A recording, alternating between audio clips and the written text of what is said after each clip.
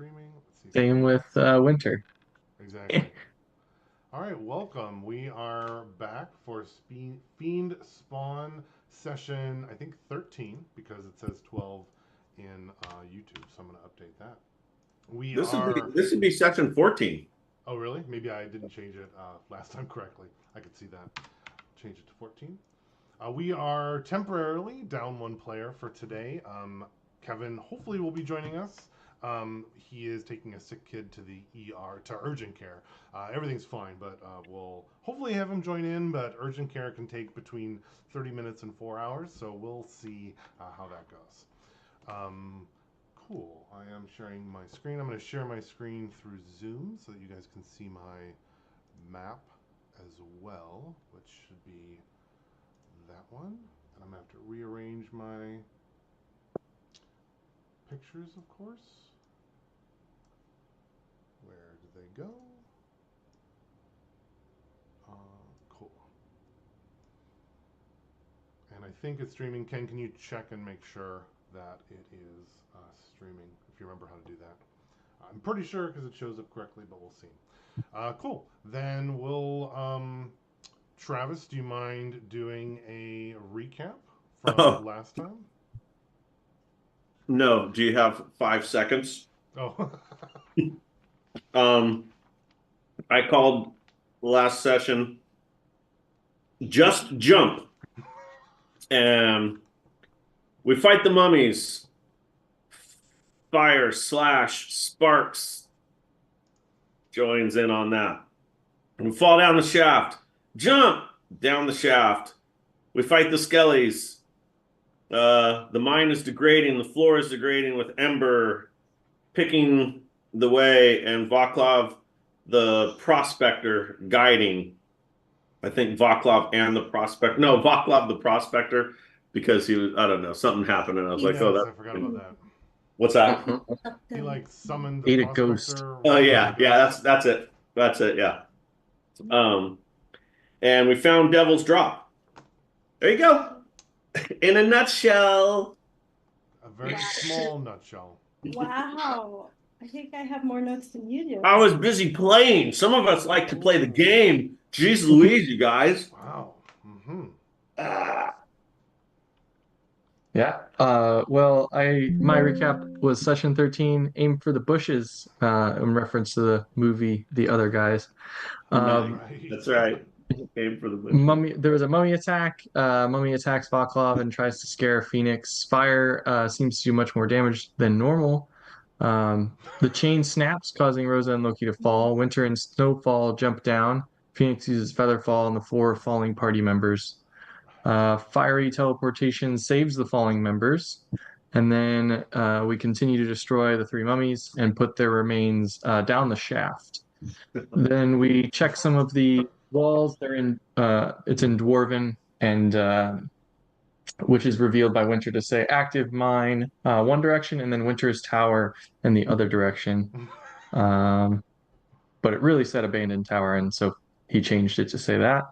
Did he scribble on it to change it, or did he just tell everyone Like that's what it etched said? it in with That's right. etched in, yeah. We took a short rest, checked the items. We had a ring of magic recoveries, which regains a spell slot, short rest, or can regain some spell slots. Ring of Frost, resistance to cold, and then a 2d8 melee attack once per day. Amulet protection, a magic pickaxe, a gem finder, and a canary that glows when the air is dangerous or poisonous. We went down towards the tower, find that there is magic in the air, minerals around, and unsafe areas. Vaclav eats a ghost and tells everyone it is dangerous here.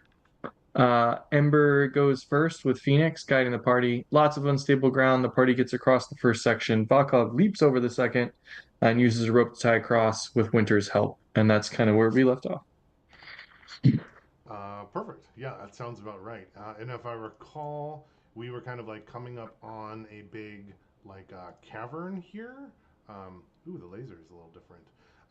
And you had kind of like the light had been showing like an opened cavern with some more of that dangerous flooring, which I was kind of representing by that like red pink color. and there was like a couple of skeletons rising up from the like damaged terrain because it's like all that pockmarked stone because it looks like some of the gemstones and some of the metals and stuff are like being used to create these like stone skeletons. So they're kind of like rising up right as Vaclav was kind of like looking out, tossed that little rock with light on it, and that's where we were kind of pausing for like initiative at this point, if I recall. Yeah. Cool. We have Loki. Loki's already in the back, so I think he'll kind of like stay within the back. Would anyone? Should we take his token off? No, I'd rather have him on here. Maybe. Tabby, would you mind having him catch up? Maybe like at the end of your turn or during your turn, just move his token to keep up with us, or do whatever you think Kevin would do with Loki, or whatever Loki would do. I'll help with that. So that's a good idea. I'm here to help. Already have a couple other friends to help remember all their abilities, so maybe you could focus on those guys. I don't know. You know me. I'm good at multitasking. So cool. Can I have everybody roll initiative and toss it in the chat, please? Bless you. Thank you. And if I recall, our goal was you believe that you were trying to kind of like go down the pathway here because the last sign you saw said like abandoned tower, right? Because you know that there's the Devil's Drop, and then if there's supposed to be a continuing pathway that leads to the what you believe is to be labeled abandoned tower / Winter's Tower. Not everybody calls it Winter's Tower. Everybody calls it Winter's Tower. Call it? She can't translate Dwarvish. She only knows what Winter said. But she can still call it something else. If she might not believe Winter. I'm sure Winter thinks he was very clever. You just hear Phoenix go, They knew. What?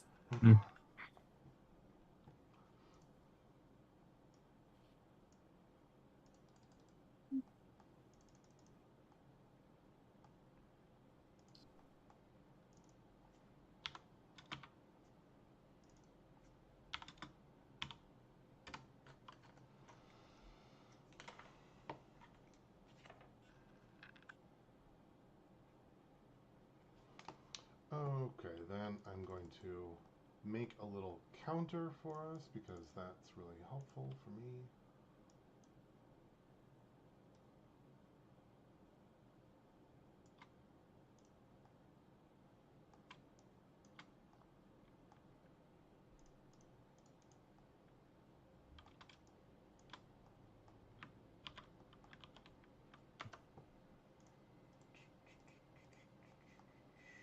Okay, looks like Phoenix is first. Boo. Then looks like Winter Vaclav. Winter Vaclav. Vaclav's at 15. Then Rosa. And then Snowfall goes at the same time as you, Ken, right? Or right after? Yep. Same time? The same turn.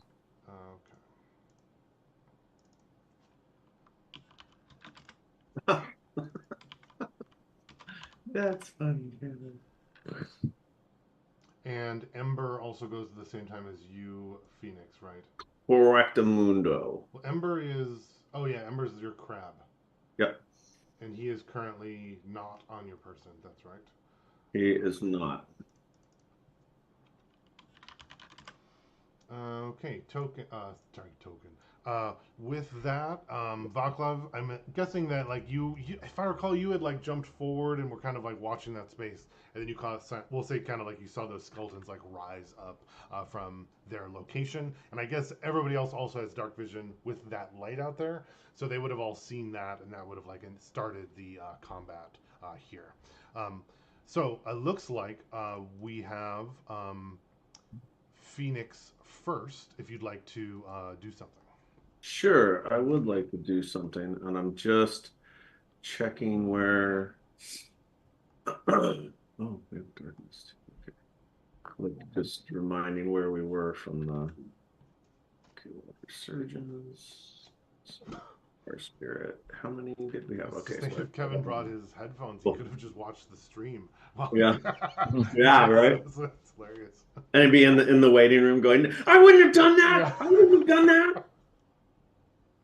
No. That's not what he'd be like. No, Ooh. he would be like, you guys. Yeah. I would have healed them. So somebody sitting next to him going, "You watching the game?" And he's like, "Yeah." Yeah. The big game. The big game. Okay. Yeah. All right, so I'm gonna scoop up Ember and get him to latch back onto my my collar. Cool. I assume that Because- takes your action and bonus action, right? Perfect. I like it. And then my movement is 130 feet. Wait, hang on. So I jump into the open pit. What, All right, Kato? so Oh, this would be a perfect Kato scene, wouldn't it? oh my god, this would be so good. This would be like a non-factor right now. Okay. Well, at 5th level it'd still be like a challenge, I guess. So whee.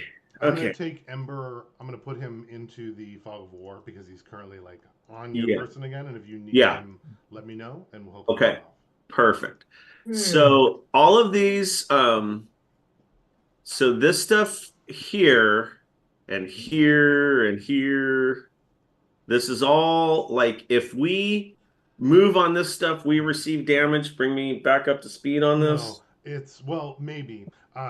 It's like identifies areas that Vaclav as his prospector ghost have identified that the flooring looks unstable because it's like pockmarked and pieces are Got it. That's right. So I'll share that like when you step on or interact with these pieces, I'll like roll a dice and that will determine maybe it just looks bad, maybe it crunches a little bit and counts as difficult terrain, maybe you fall through into a pit, like who knows what it could be. Or maybe it triggers a landslide, right? There could be like lots of things. Okay, well, I like my chances. All right, so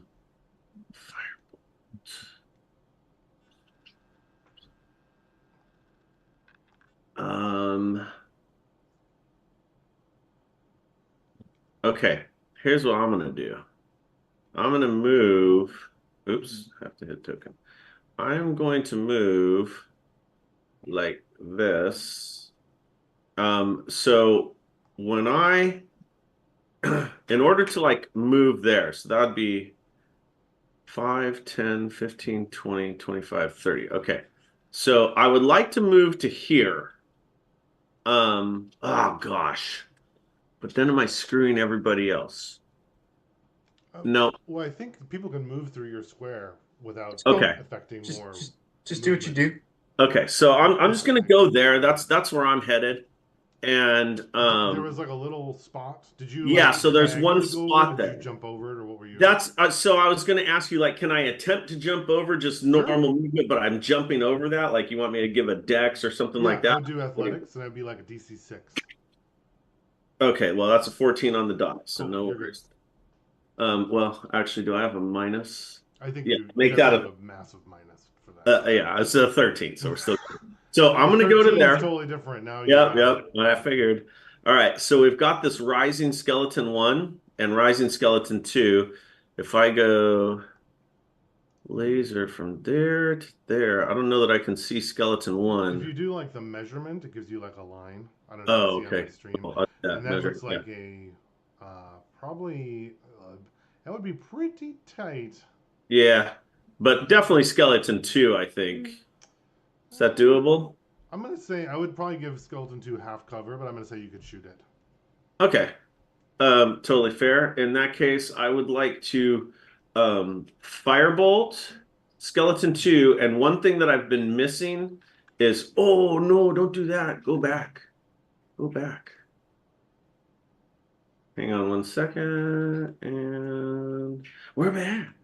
One thing I have been missing is I have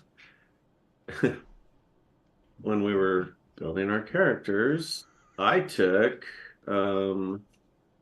Oh, it's so hard. Where are we? I took the something of something. Oh, that one. Yeah. Yeah, it's a really good. That's a good one. Yeah. Yeah. It's It's because you so can good. just, adapt it to whatever you need. Uh-huh. I took Flames of Phlegathos, Okay. I and don't know what that is. it's the feat when we were doing like feats and leveling up. You get a feat and stuff now with the 2024. So it when Okay. I cast a spell that deals fire damage, I can wreath myself in flames that don't harm me and shed bright light out to 30 feet, dim light for another 30. Until the end of my next turn, while the flames are present, any creature within 5 feet of me that hits me with a melee attack takes 1d4 fire damage. So I'm just going to be inciting that every time that I do any kind of fire attack. I'm going to do Legathos. I hate that. I'm going to change the name Change on it. it, but I'm going to call it the I'm going to call it the I think you should call it like the embodiment of sparks or something. That's Like exact. I was sparks, literally right? thinking that. I'm like, I could call it like Yeah. Sparks Aura or something like Yeah. that.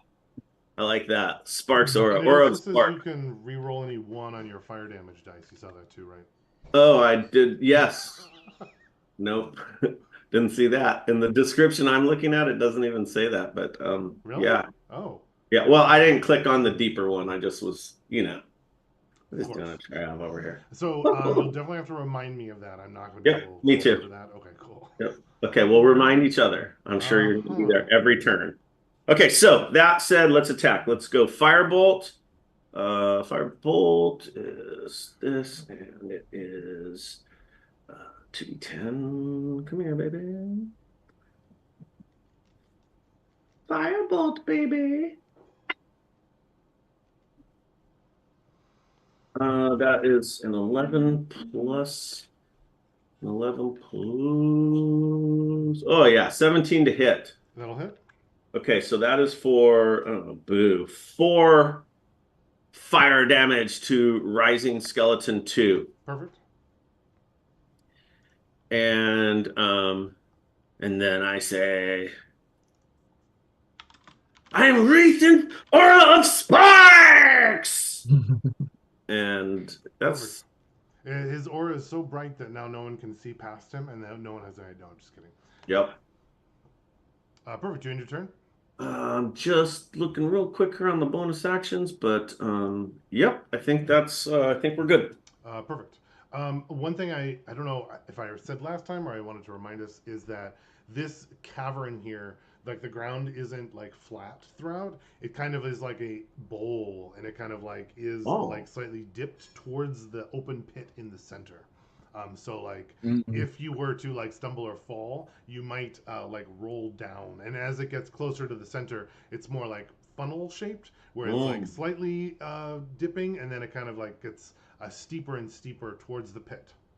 Is it Cool. solid rock or is it like soil? It's solid rock, but remember the red is like pockmarked, possibly weak, that has like openings or jagged edges below it. Yeah, because it's like inside the mountain still, so it wouldn't be like soil necessarily.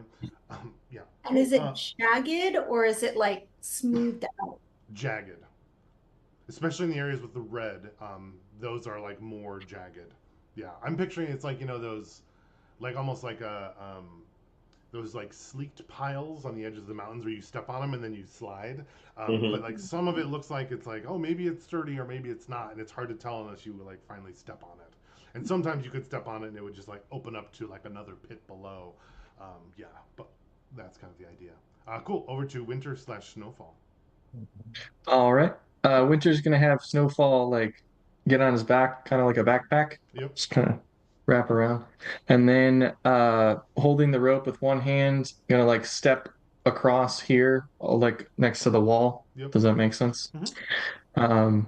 And then move over here, and then hold on to the rope and put more weight on it, and then like kind of shimmy out with his legs on the wall and try to like walk across, holding his weight. Does that make sense Definitely. with the rope?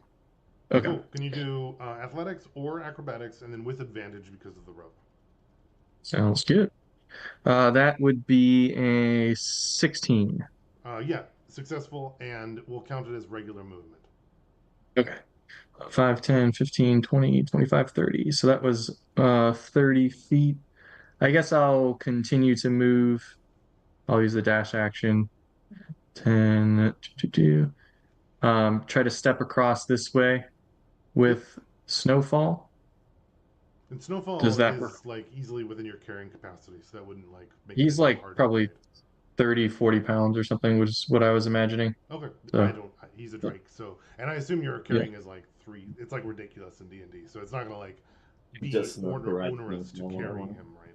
And I'm not even Winter doesn't wear armor or anything, Oh, so that's right. Well, he's wearing armor now. It's the armor called Snowfall. no, he's got his dragon scales. That's his armor. Sorry, Right. was it always snowfall or was it snowball? Snowfall. It's always been Snowfall. snowfall. Oh, Yeah. okay. That'd be awesome if Vaclav has been calling him Snowball the whole I time. could totally see that. because And like of that. every time he says it, Snowfall's like, "What the fuck, man?" And then every time Richard And be that's like, Uncle Vaclav, it's Snowfall. And he's like, "Okay, whatever." yeah. Yeah, Snowball. Got it. Shut up, kid. You will respect the dragon. And then end my turn. Perfect. There. Sweet. Over to Vaclav. Okay, so I summon a pickaxe into my hand, like a little light one. It would be good for climbing, like using as a climbing axe. Ooh, cool. And I say, "This is a tight spot, fellas. This ain't a good spot for a fight. There's a clear opening up ahead to the left. Let's get up there." And I'm going to. Now, does the summoning and the changing of your weapon cost a action or a bonus action, or what is A that? bonus action. Bonus action. And that's just Yeah. you can change it whenever you want, whenever you summon it. Right? Every time I summon it, I can choose what it is. And you can summon it an infinite number of times. You don't have like a Yep. limit. Oh, that's cool. Correct. Or jump. Do you need me to roll for jumping over a 5-foot Yeah, gap we'll there? do the DC 6. Okay. Got it, 13. Cool. Yeah. And then I'm going to dash, so I'm going to try to jump across there. Yep. I'm going to use my inspiration. All right. And I'm picturing you like don't quite, and you like use your pickaxe, grab it out Yeah. the wall. Woo! Oh, don't do that, kid. Like yeah, I kind of stumble on the jagged bits, and I use my pickaxe to stop myself, and then I like jump again, I feel like Winter would be like, "Wow, Uncle Vaclav's so good at this," and then you'd be like, "Oh, that was close." Yeah. And then I will move over to there. Give people room to come in behind me. Perfect. And you have dark vision of 60. Holy right? shoot, Or Daffy. do you have 120? 120. That's what I thought. So And it's in color. And it's not even dark vision, it's just perfect vision. Like perfect vision, like 2020. Yes, like 2020. I literally have Better because you can see in the dark. And magical darkness.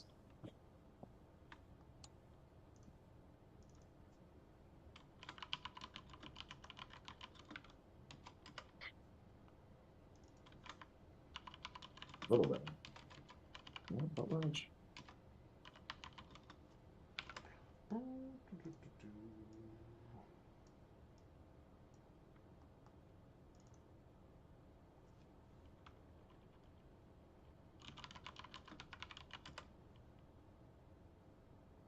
Who has the magical pickaxe right now? Loki. I'm gonna yell back, get that pickaxe up here, Uncle Hey. Loki. I don't know why we played last night and I use a Western accent. Okay, go- come on. I go, keep it down there. It ain't a good place to be yelling. Okay. All right. Perfect. Vaclav, as you enter in, you can see more with your dark vision as it's kind of like opening outside. Remember that at the center is kind of like falling towards a funnel Uh-huh. on the Uh-huh. inside. It does look like the shape, there is like a likely continuing corridor across from you, but your vision can't quite see that far, but based on the shape of the space, it is doing that. There are a couple more like rising skeletons that seem to be like growing from the stone and the space, as well as like a larger moving pile of bones that seems to be Mm, kind of like moving or assembling, kind of like you've seen other forms sure. before. Sure. Perfect. You end your turn from there? Yes. Cool. Do you say anything to the rest of the party? Because you'd be the only one that can see Uh, those edges. not about the skeletons, but Okay, I perfect. just I've told them to keep it quiet, basically. Perfect. Cool. Over to Rosa. I'm like, oh, okay. So I'm got all my armor on and everything. So I'm actually gonna stow my sword on my back, and then I'm gonna grab the rope and gingerly try to make it across along that wall right there, using the rope for Yeah. help. You could do acrobatics or athletics with advantage because of the rope. Okay. And your armor doesn't give you disadvantage on those checks. It's only disadvantage on stealth, right? Yeah. So that would be a 12 plus 6. Oh, that's bad. 18. Yeah, 18's plenty. And then I'm gonna use the rest of my action to dash, and I'm gonna continue. Mm-hmm. Um, and I'm actually going to try to. I'm gonna try to position myself as like I heard Vaclav, so I'm gonna try to quietly like, excuse me, and just kind of like nestle in there, um, right there behind Winter and Snowfall. Perfect. I like how like she's got this armor that's disadvantage at stealth, right? And she's trying to be all quiet. And the armor, it's like she's totally quiet, but the armor's just clank, clank, clank, clank, clank.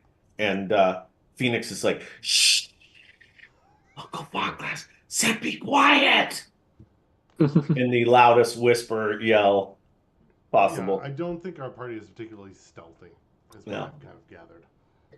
And then Loki is gonna do the same. Perfect. Can you roll his athletics, or you can just give me like a straight dice, unless it's really bad. 14, Yeah, he's fine. You can move his movement. and he'll follow behind me. Perfect. All right. Let's see.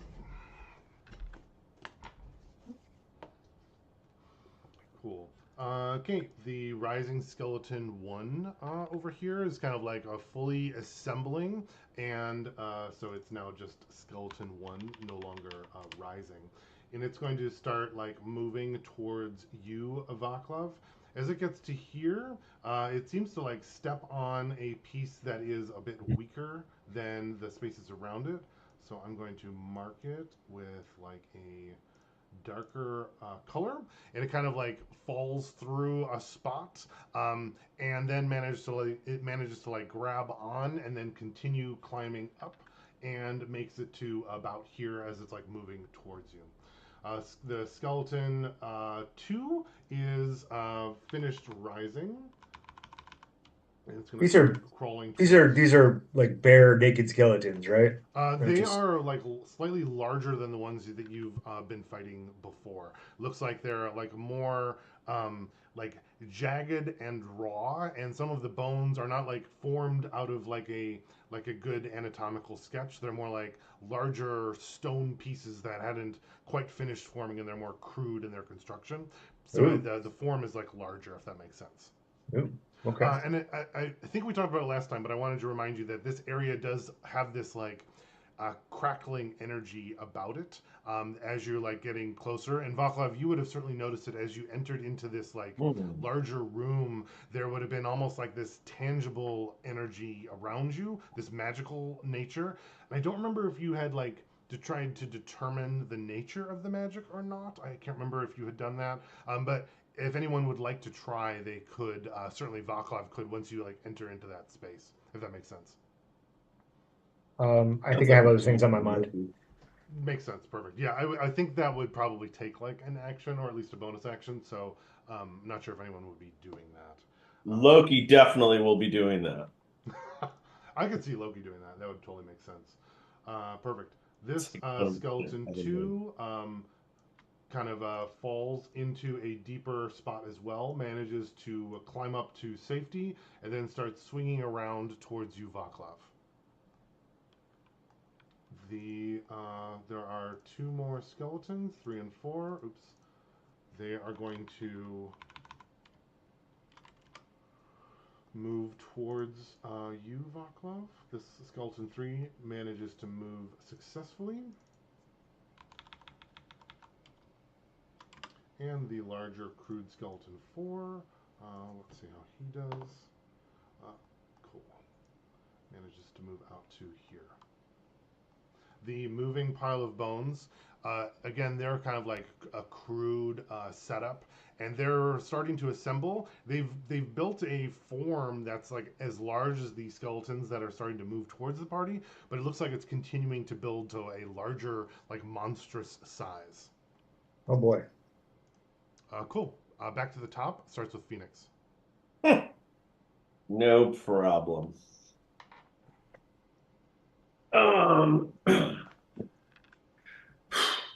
Okay, so measure.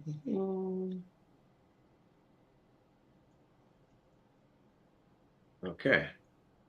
I will move to.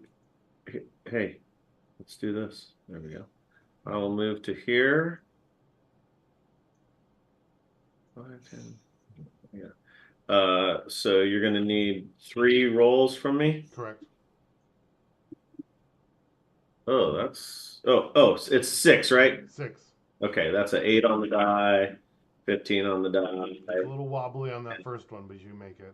Oh, dude. Roll 1. Yes, I do.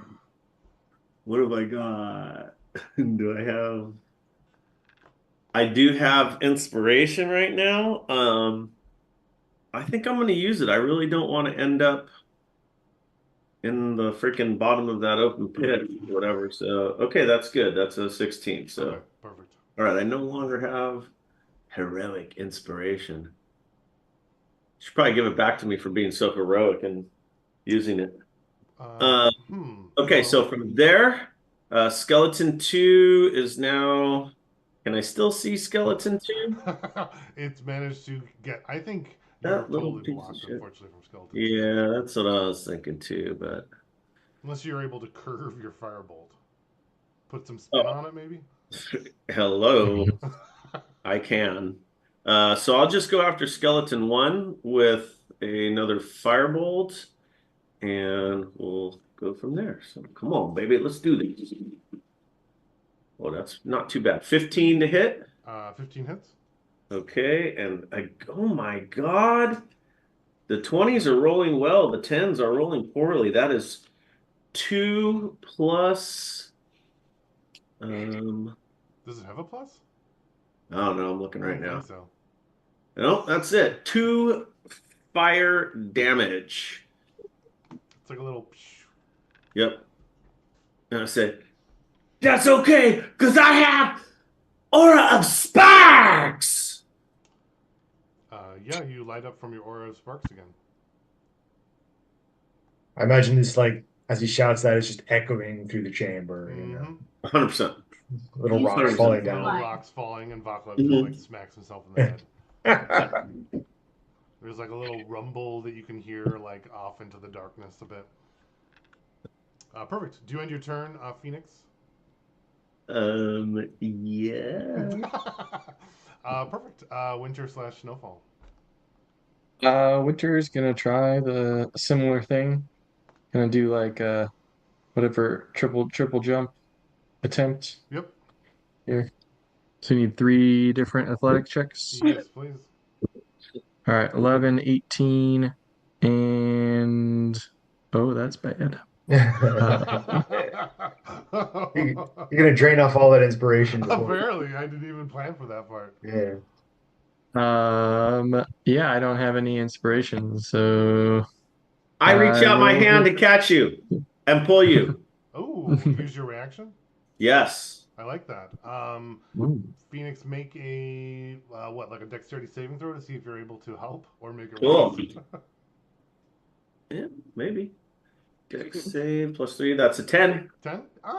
It's just I'll say barely enough Yeah. for Winter to I get like it. advantage. I like it. It's like Oh, the okay. teetering thing, and like all right, I'm 14. like reach out Yeah, reach easily. out. Sorry. Yeah, and it was the third one, right? So that was Yeah, it was the third one. Yeah, I like that. That works. that changes it to a 14. So, oh, thanks, Phoenix. As I kind of roll up, I drop Snowfall on the ground and I send him after Skeleton 1. Oh right. Nice. And then I go, "You're welcome." Ooh, natural 20. Oh nice. But he doesn't do a lot of damage. Yeah, So, that's right. so that is, what is that? 6, 8 plus 2, 10. I think that's it. I think it's 10 damage. Nice. Yeah, solid hit. Skeleton still seems to be up and moving. Now it's focused its attention towards Snowfall. And I will end my turn. Perfect. Over to Vaclav. Okay. Wait, is it? What about Rosa and Loki? I think Oh, she's they're next. they're after me? Okay. Yes.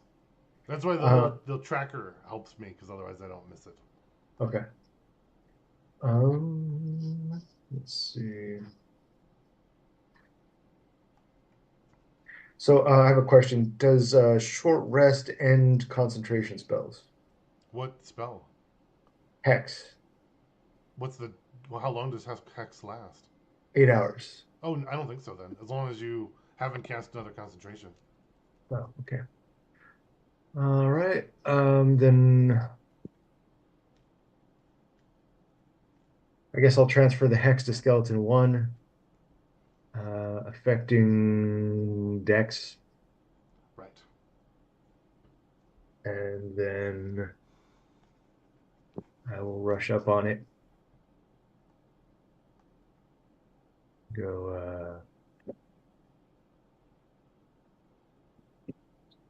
How'd you go? Let's see.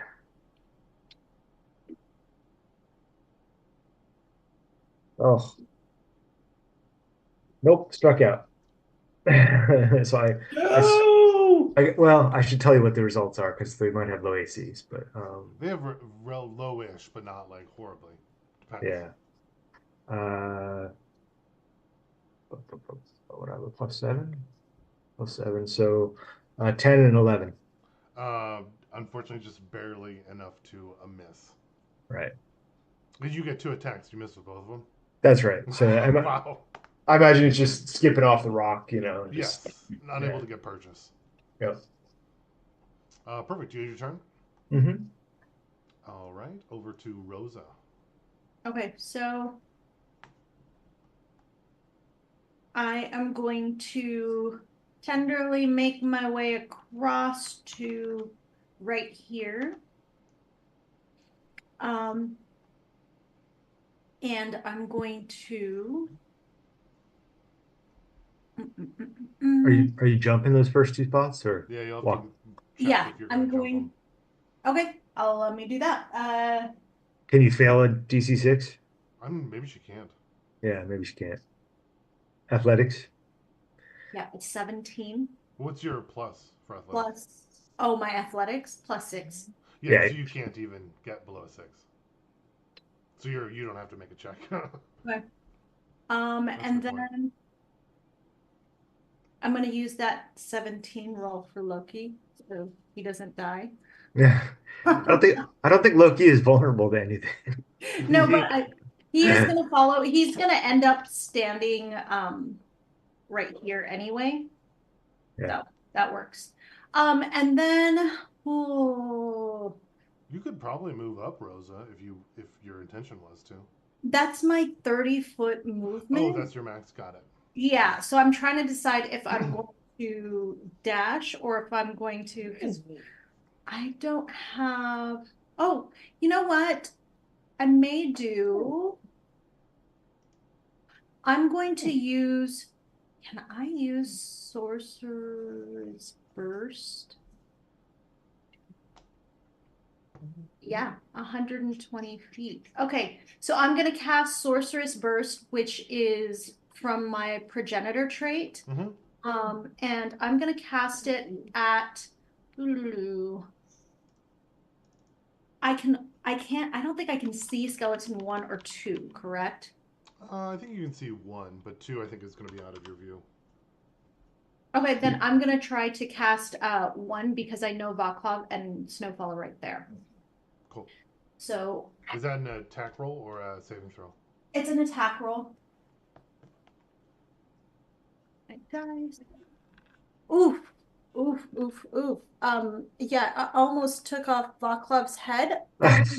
A 2. Well, fortunately, he missed so badly he wasn't where he was supposed to have been. Otherwise, you probably would have. So it was just a little. It took a little bit of the hair out of your ears. Almost hit your horn. Yeah. We're doing great today, Dan. The 4 skeletons take out the level 5 party. Exactly. That is what Rosa does. She's like, sorry. Perfect. Skeleton 1, still facing at Snowfall, focused there. Swings its like large, seems like empowered body because of these like larger bones at Snowfall. Looks like it's going to connect Snowfall though, able to dodge out of the way successfully. It's going to swing again at Snowfall, and this time quickly miss. So it'll be even worse than it was the first time. Skeleton 2 then. Let's see, that's about there. Skeleton 2 is going to go move up towards Winter. It's going to crawl over the space, and it's going to fall down into a spot here that was more damage than expected. Kind of fell down. The piercing pieces don't really damage the skeleton, so it manages to climb up. But when it gets to you, Winter, it is unable to attack because it's used all its movement and dash. Skeleton 3 is going to do the same. It's able to randomly pick its way through and not step on anything that's too broken, and attack Snowfall as well. This time critically hitting. Oh no. Oh no, you didn't. And that is for 23 bludgeoning damage. Then Snowfall is down. Is Snowfall disappear, or does Snowfall fall unconscious like a... I don't think we've ever had this happen before, so... It looks like it disappears. Okay. It remains until it is reduced to 0 hit points. Snowfall disappears in a puff of cold smoke. A little bluish cloud disappears. But Snowfall doesn't die. Do you have to... Out of curiosity, is it like a ritual to bring him back, or can you use a spell slot, or how does that work? Once per day, as an action, I can bring him back. And then after that, you have to use a spell slot to bring him back as an action. Oh, wait, so you could use an action to bring Snowfall back if you chose. I'm curious how Winter reacts to Snowfall.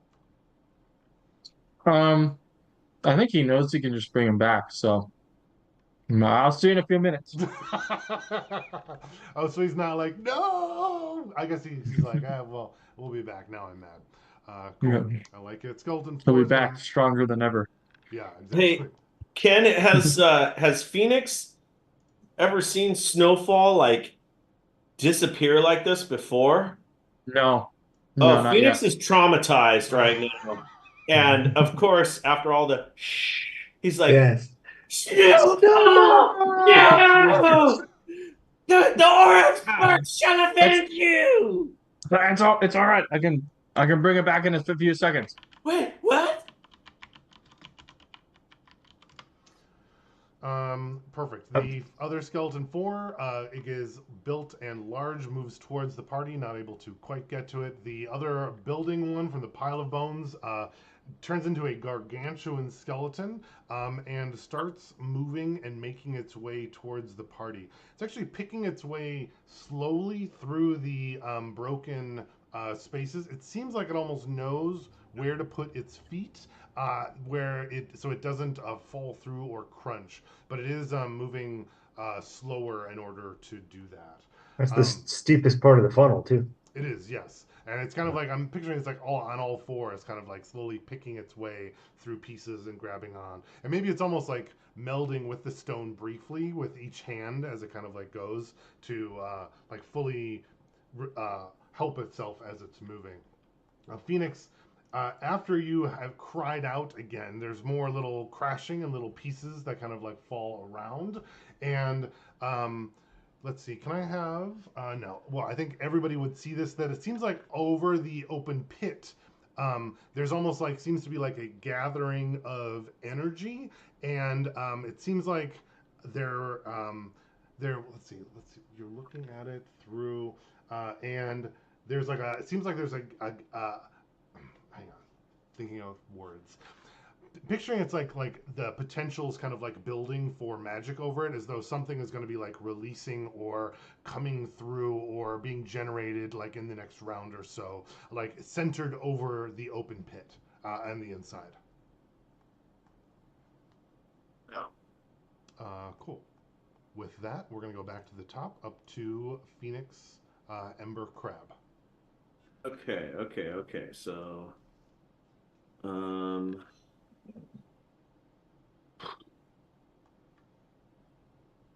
what kind of damage is Sorcerer's Burst? It's you choose it. Oh, that's what it is. That's right. Okay. Yeah, I should be using that. Let's see. No, 2d10 is still better.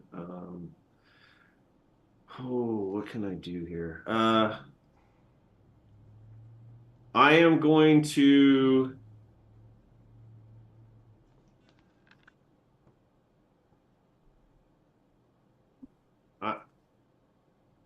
I'm going to move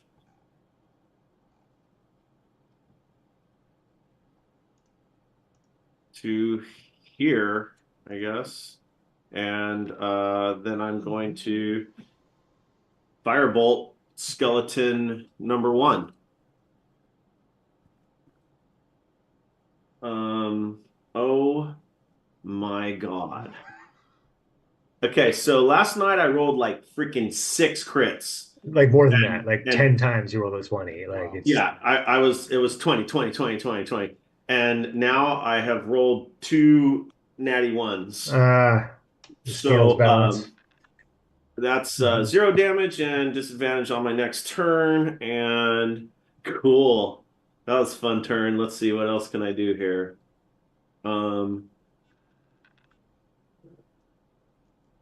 Bonus action. I can produce flame, and that lasts for how long? Okay, it's 10 minutes. That's right.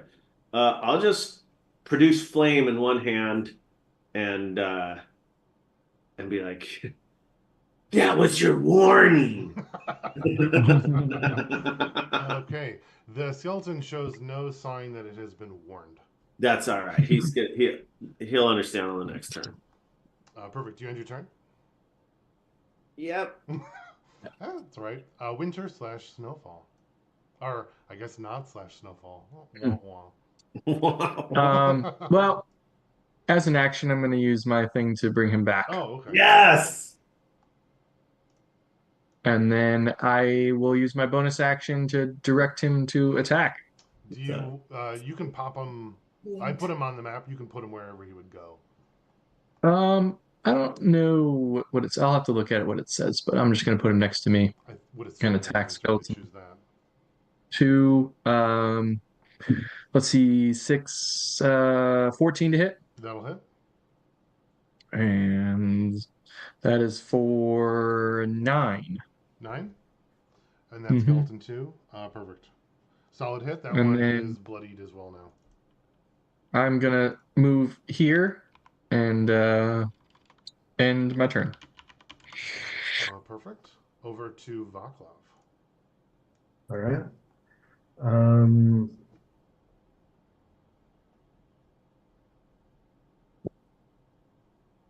I will call it, sledgehammer to my hand instead. So I drop the pick and call it sledgehammer in and try to annihilate this skeleton number 1 here. Perfect.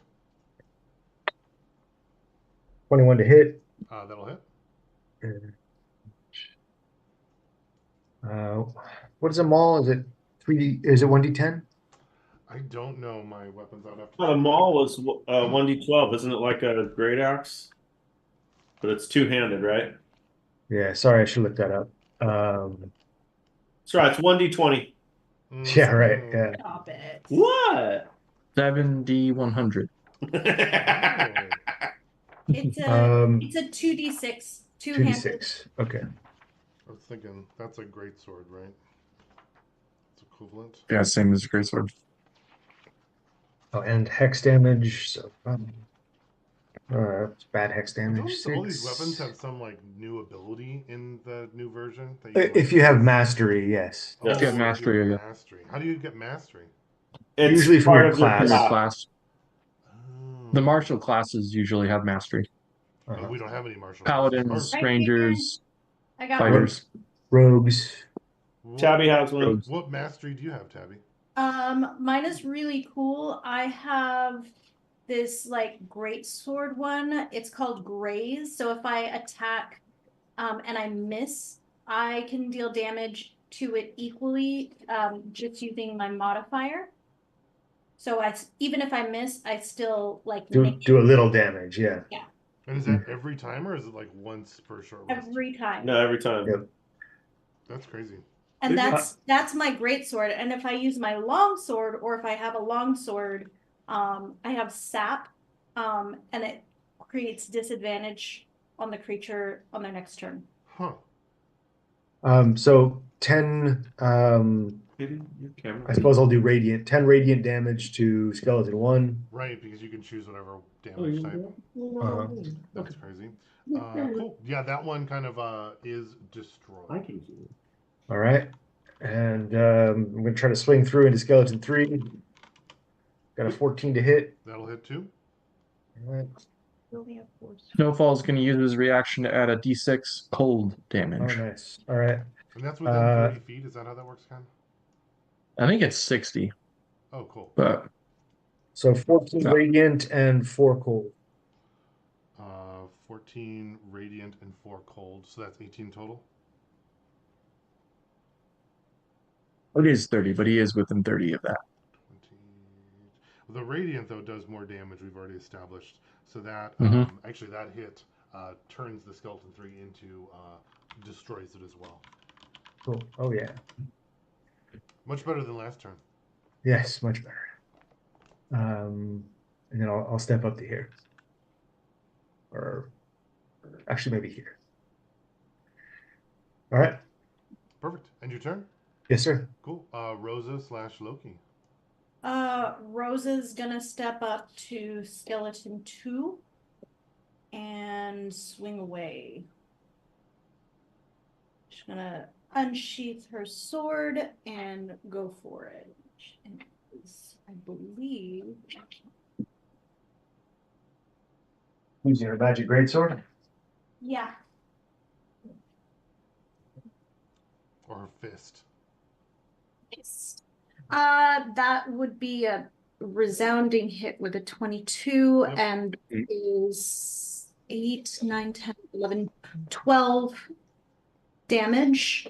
To skeleton 2. Yep. Uh-huh. That one is going to fall to pieces as well. And then she's going to use her second attack to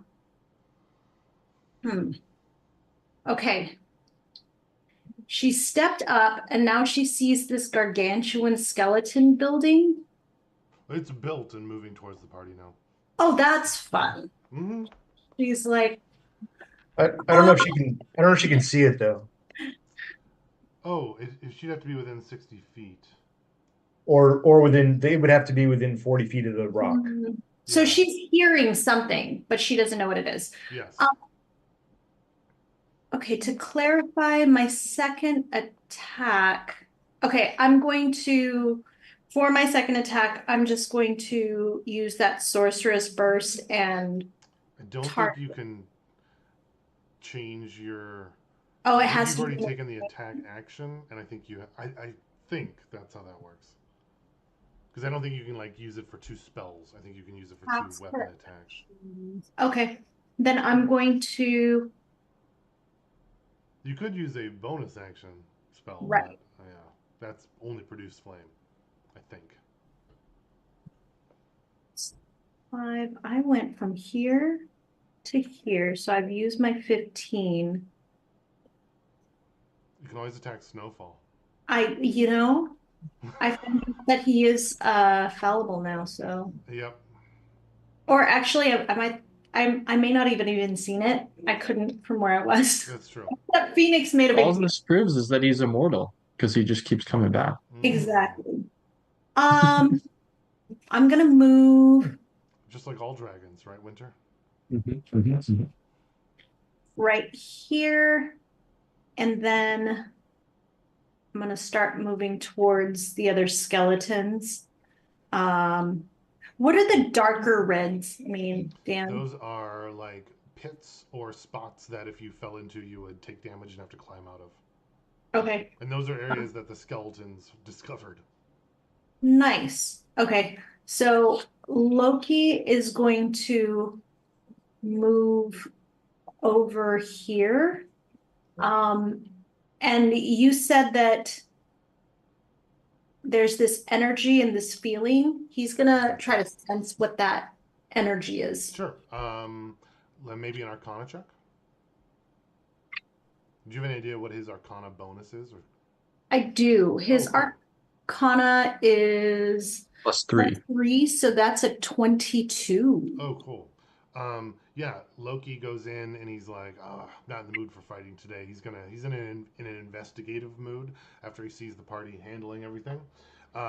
And he gets a sense that this energy that's pervading the space is like strongly like negative energy, like the opposite of life energy, like not quite death energy in that you'd know that it like is necrotic based, but like negative energy. And he gets a sense of this energy building towards the open pit is actually like coming from the negative energy plane. And it's possible there's some connection to it down there in the pit as it's kind of growing outward from there.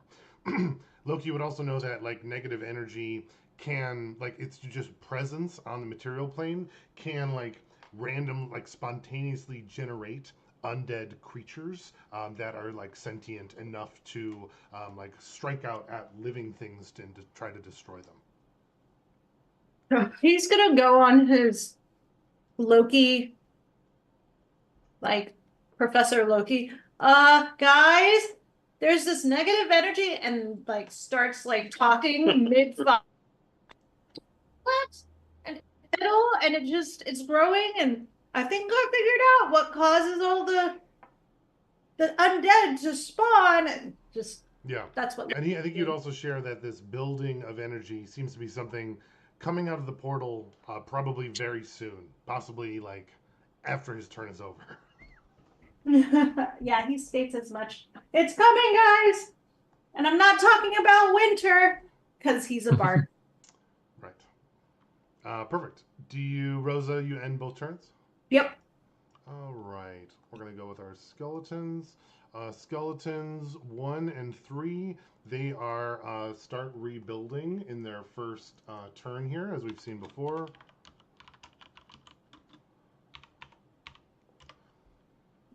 I'm going to mark how many turns. It seems like they're rebuilding quicker than they have before, possibly due to their proximity.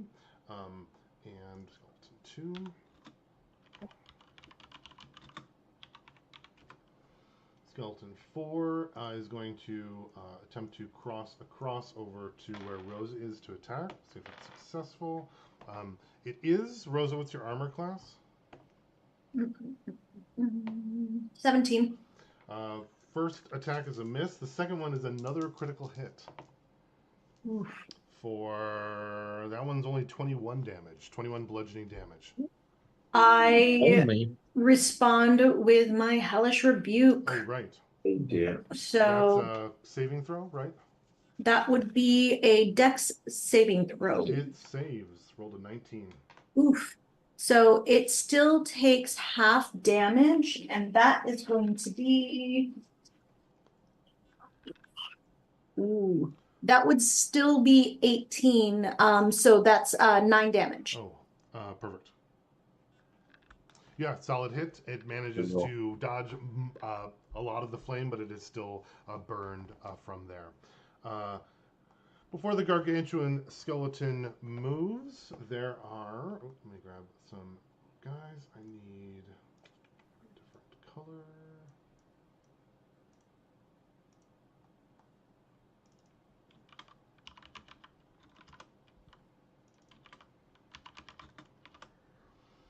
All right.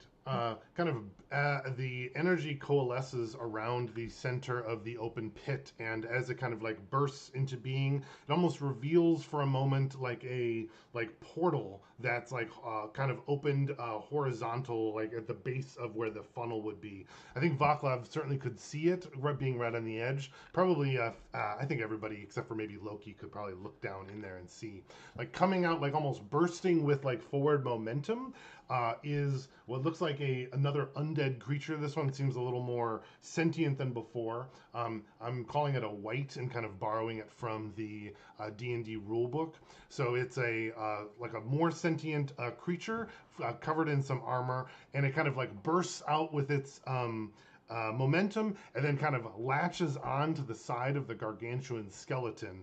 And with it, a second one does the same, grabs on, kind of using the gargantuan skeleton as a mount, and the one in the front kind of points towards the party. Charge, grab, bring the energy towards, no, we would say life force, and just be driven towards the party in that direction. The gargantuan skeleton with its two friends is going to, let me grab my select tool, move towards the party at a slower pace, managing to pick its way through. The wight in the front will pull out a little bow and arrow and fire at, let's see, looking up, Vaclav's on the edge. It's going to fire at you, Vaclav. What's your armor class? 12? 12? No, 13 now. 13. 13. That was the ring of protection you put on to give you that one? No, it was the +1 studded leather. The +1 studded leather, yep. It hits one of those magical studded rings and manages to just barely not hit you because I rolled a 12. The second one fires an arrow at you as well, Vaclav. Actually, that would be the second one from the first wight. Fires one, it also misses though. The second wight, let's see. It's going to go after the little one. It's going to fire at Phoenix. Phoenix, what's your armor class? 17. 17? How do you get 17? That's crazy. Got a shield? He's just a total badass. That is a lot. How do you have 17 armor class? I have hide armor, dex bonus +2, shield +2, magic bonus, amulet of protection +1. Oh, okay. So you do carry have a a shield out. Yeah. Shit.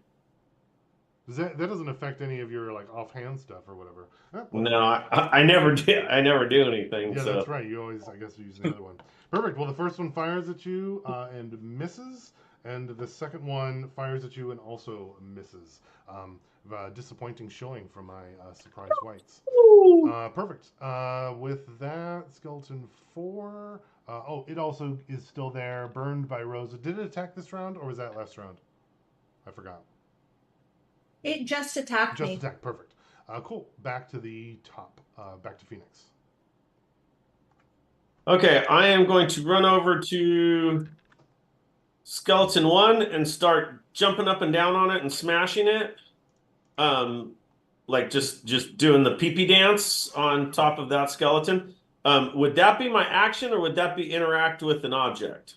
Well, is your intention to do a dance or to like do damage to the skeleton so it doesn't? No, I'm just trying to smash it so it doesn't come back. I think in that case it would probably be your action because you'd have to be pretty focused on it. Okay, well, I will do that because that's how we destroy them, right? Permanent It destroy. does take a while, and if you recall, it was like doing radiant damage to the bones really sped the process up. Oh. Well, But I think the most effective ones were like when Vaclav was taking his hammer and smashing it because he was doing radiant damage. And I think Rosa was like using, or there was other way. Everyone was doing radiant damage somehow in some weird way that I don't really remember. I don't remember what okay. Phoenix was doing. I think Loki was using True Strike. In that case, I'll then I won't do that. I'm sorry. Can I retcon that? Yeah, it's still your turn. You haven't done Okay, it cool. I'm gonna stay right where I am, and I am going to sorceress burst that skeleton number. Well, I'll just do. Let's see. It's right next to Vaclav. I'll do skeleton 1, sorceress burst using radiant. Sorcerer's Burst doesn't do radiant.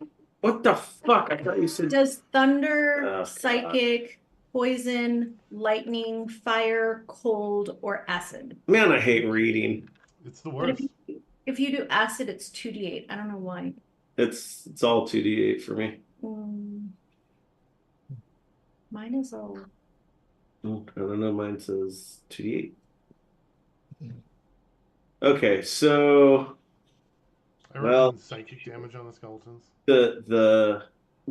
I thought that for me, I thought the fire damage was doing more. It was just doing regular. Okay, because I have I think the fire was doing more on the mummies, if I recall. Oh, that's right. It was the mummies. Yep. You're right.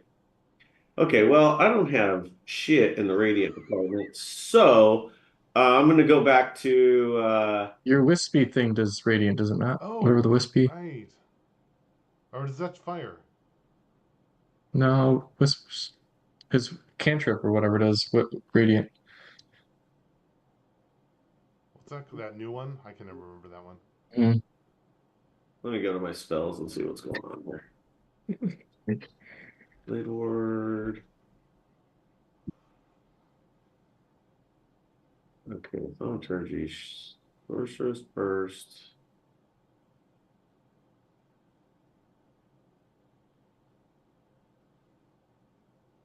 I can't even find the wisp thing now. Maybe you never had it. You were just casting from the hip.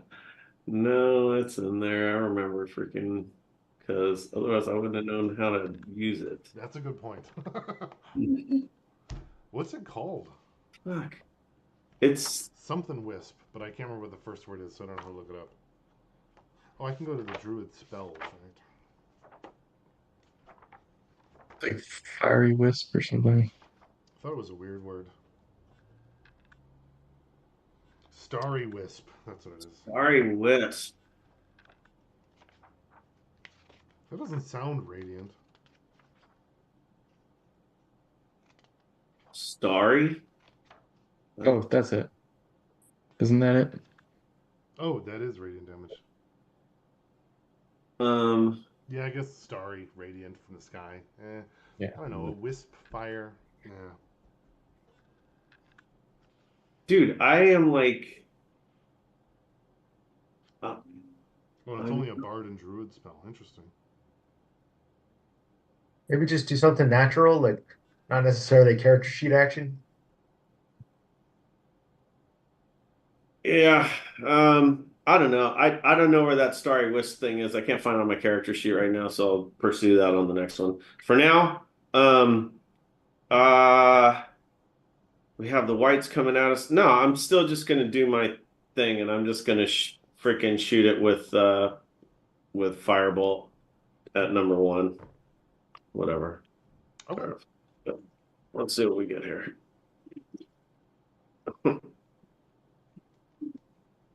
Okay, well, cool. I don't think that hit. That is an 11. Well, it is dead. So I'm Oh, thinking, right. uh, Cool. but it is like prone. So I'm gonna say like you can hit a dead pile of bones. Yeah. So, but can you go ahead and roll damage? Because Yeah, I there's a did it. certain threshold of damage. 10. Oh, cool, 10. Yeah, so that'll restart its rebuilding process, but it doesn't Uh-huh. kill it. Right. Because we had, or it'd be 0 out of a 1. Yep. And I need to look at the bigger map here if I can. Come here, you. Oh, because I'm not on Pam. I'm going to, at this point, move away from that big thing coming towards us and move over there. Perfect. That's it. I don't know what else Phoenix would do in this situation. Sure. Cool. Over to winter slash snowfall. All right. Winter is skeleton 4 been hit at all or no? Yes, Rosa hit it with her rebuking fire blast as the only damage. But So that's it is it. damaged. Hmm? Moonbeam has. Okay. I wish I Um, could make little hats or covered for like damaged, bloodied instead of having to type it every time. I should put that as a change request. um, Yep, you're right question. about that. How much does I was trying to look this up, couldn't find it. Increasing your speed, increase your jump distance. I thought there was like a thing for that. Yeah. It doesn't say anything about that. I was trying to look it up. I thought there was too, but I couldn't find it. What is with the new one? What is your jump distance? Isn't it like a thing long jump? You leap a number of feet up to your strength Maybe. score if you move at least 10 feet. I would think if I doubled my speed, I'd move a lot further though, right? Yep, Like I mean, twice as makes far. sense to double your long jump if you're doubling your speed, right? Yeah. So, Leap horizontally a number of feet up to your strength score. What's your strength score? uh, 12 maybe? So I guess you can long jump 24. Yeah, When maybe you make a standing long jump, you can leap only half that distance. Oh, so maybe 25, I but should that even have wouldn't. made you guys make checks earlier. I didn't even think of that. Jumping. Um, That's in the back of the player's handbook. I'm just reading long jump. okay. Yeah, because I could jump, but I can't make it all the way across. From where to where? Oh, from the left side to the right side. Oh, you could jump. I mean, you can always walk on it too, or you could jump and then Yeah. scramble. I mean, it's up to whatever. Yeah. Yeah. All right. I am going to cast Zephyr Strike as a bonus action.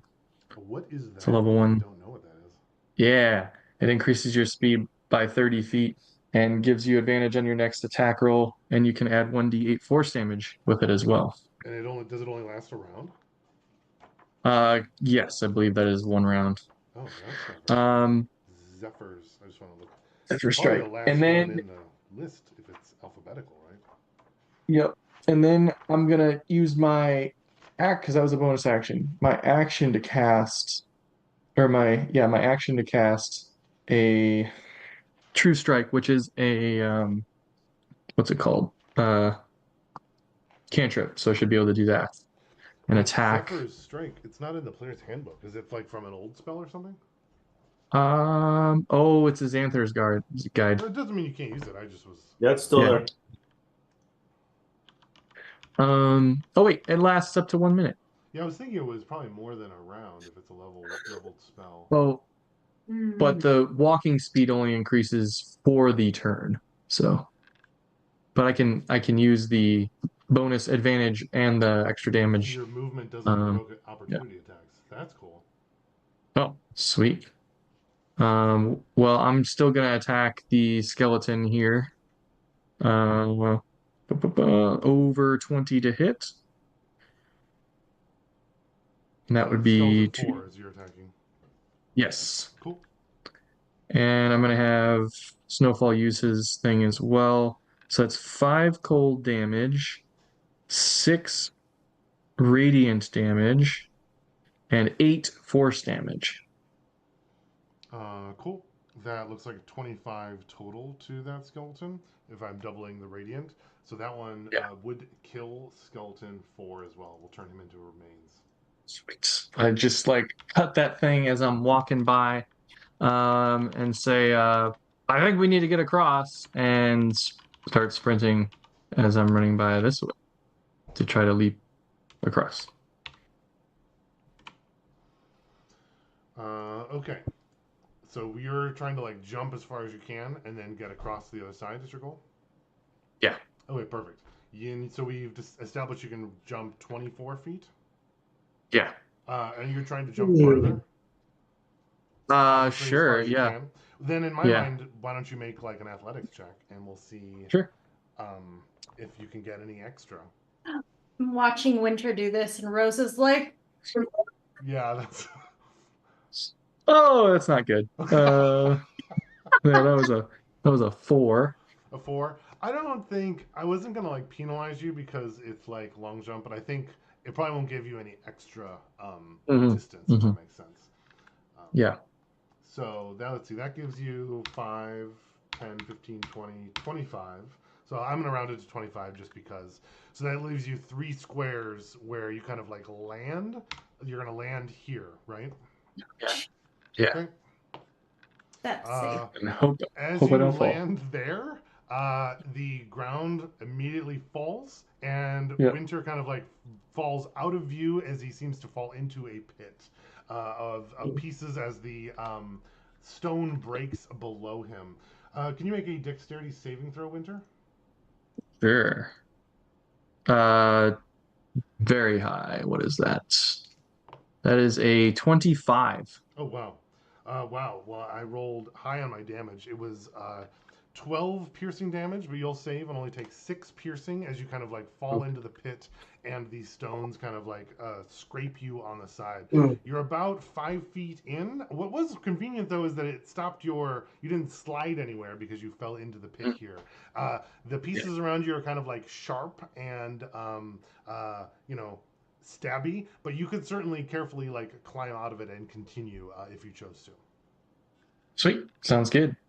I can't direct Snowfall to do any things except move, so 5, 10, You 15, directed him 20. to use his reaction already, so I don't. How does that work? Do you have to use your bonus action, or is it just a free thing? No, the reaction thing is free. I need to use my bonus action to tell him to do anything other than move, Got it. basically. That's right. He's gonna go to the edge, and I'm picturing him like winding up and then like sprinting, ready to jump, but he doesn't have the movement to actually leap. Got So I'd do that next turn. Cool. Yeah. Is Winter? Are you gonna And stay in this spot, or are you gonna? oh, Are you out of movement? I assumed I was out of movement at this point. What's He's your probably total? prone. Probably prone. 60. Oh yeah, 5, you would be 10, prone. That's a good point. 25, 30, 35, 40, 45, 50, 55. That was 60 feet, so I'm all out of movement. And yeah, that makes sense. And my turn. Perfect. All right, Vaclav. You just watched Winter launch himself into a stony pit. I go, that rookie, and I'm gonna pick my way out over to him across the bad ground, trying to use my experience to guide me. Ooh, I like that. Can you make a check? And are you going like half speed, or are you trying to go full speed? Or are you dashing? I would like to still have an action when I get there, so I'm going to go full speed. Full speed, and you're trying to get to like next to Winter. Is your goal? Yeah. Ideally between him and the white, if I can get there. Like to there? Yeah. It's a stretch, but we'll make it work.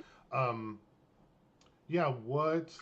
Do you have a check for using your experience to avoid, or tell me? Well, I'm proficient in prospecting or whatever, That's right? Okay. And I was thinking I could use that plus maybe intelligence or wisdom, probably wisdom, because it's like a common sense kind of thing, right? I would like think. it. Yeah, go ahead and roll that.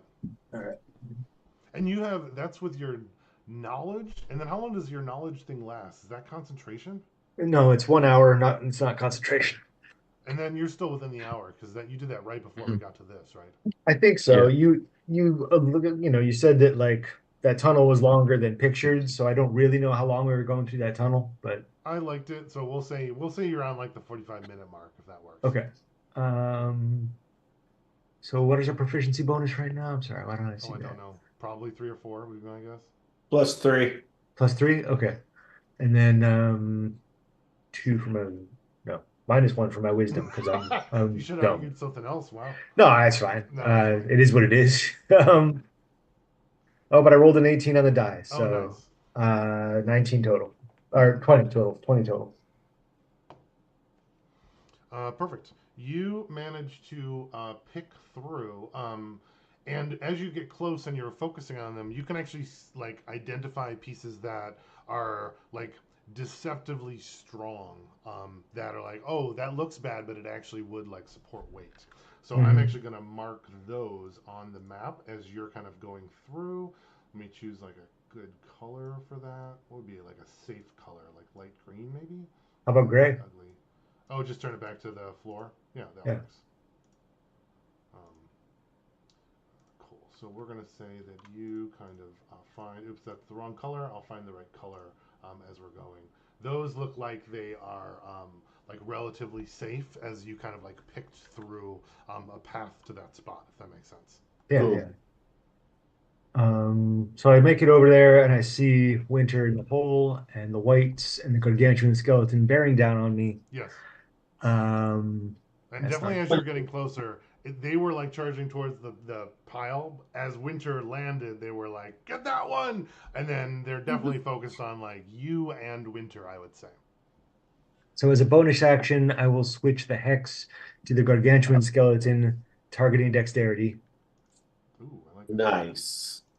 And Oh, that works well for my next turn. Thank you. yeah. Yeah.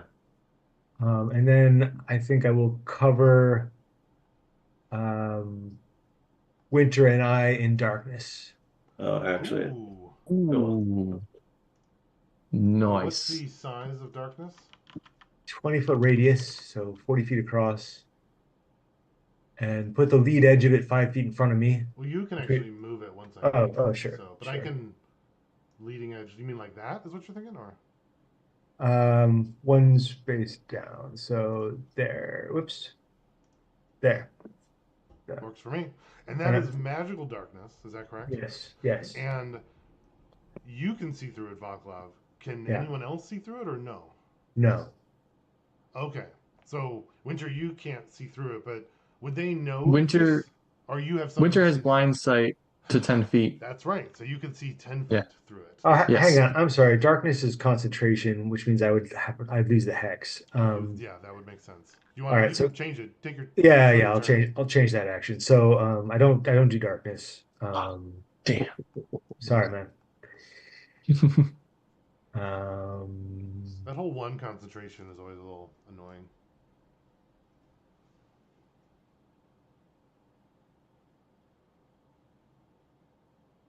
all right. I'll just I'll ready an attack, I guess. If this thing comes near me. Got it. Do you know if you ready an attack, do you get to have both of your attacks or just one? just one. Just that's what I One. thought, but I Mhm. wasn't sure if that changed in the new version. So You know can what? have- Let me look it up because I haven't seen that in the 2024. I'll look it up right now. Because I always thought that was a little weird, so that, I could see that's something that they changed. But if you're still fine with doing that, that's fine. But I just want to let you know so you're not like, what? Let's see. If anyone knows where that would be, ready. It's probably like under. When you risk. take you can attack twice with the weapon instead of once when you take the attack action. Couldn't I just ready the attack action? I thought it was like something weird about readied attacks.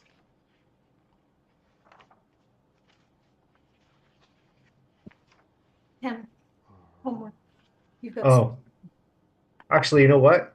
I'm gonna raise my maul as if I'm ready to fight them. But if they get close, I'm actually gonna try to smash the ground where they're standing. Ooh. Ooh, I like that. That's certainly Yeah. doable. Again, ready action. It doesn't talk about the. It just says that you can have your ready action. So I think that the discrepancy has been if someone gets a bonus action, you can't do a bonus action. You can only do a ready I action. thought it was in the old book. It definitely said like you only get one I attack. thought You I don't thought get that was for extra. opportunity attacks, maybe. But anyway, it doesn't matter. Yeah, Keep doesn't going. matter in this case. Perfect. Sounds good. Do you end your turn? Yes. Cool. Rosa / Loki. Okay, so Rosa is going to move herself here. And she's gonna using the light of the rock and where those whites and the gargantuan skeleton are. Can I see it plainly now? Like Well, you have 60 feet dark vision, so you can definitely see it. okay. It was before. It was you were farther Oh, it back. was and way further. It was like 90 feet. You can Yeah. certainly see it. You've been able to see it for a while. I am going to. It's making its way towards Vaclav and Winter. Definitely seems to be. I'm going to. The whites are the ones that are using bows, correct? That's correct. I'm gonna Sacred Flame white 2. Cool. So that's a Dex dexterity saving throw. against. 14. It barely fails. Go ahead and roll damage. Okay.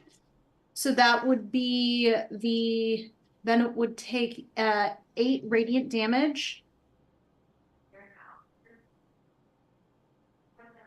Perfect. It takes 8. It's not extra. What's it called? When you take double damage. Vulnerable. Vulnerable. It is. Don't seem to be vulnerable to radiant. To radiant, okay. And I'm like, motherfucker. You see this concern, like, ew. And then with that,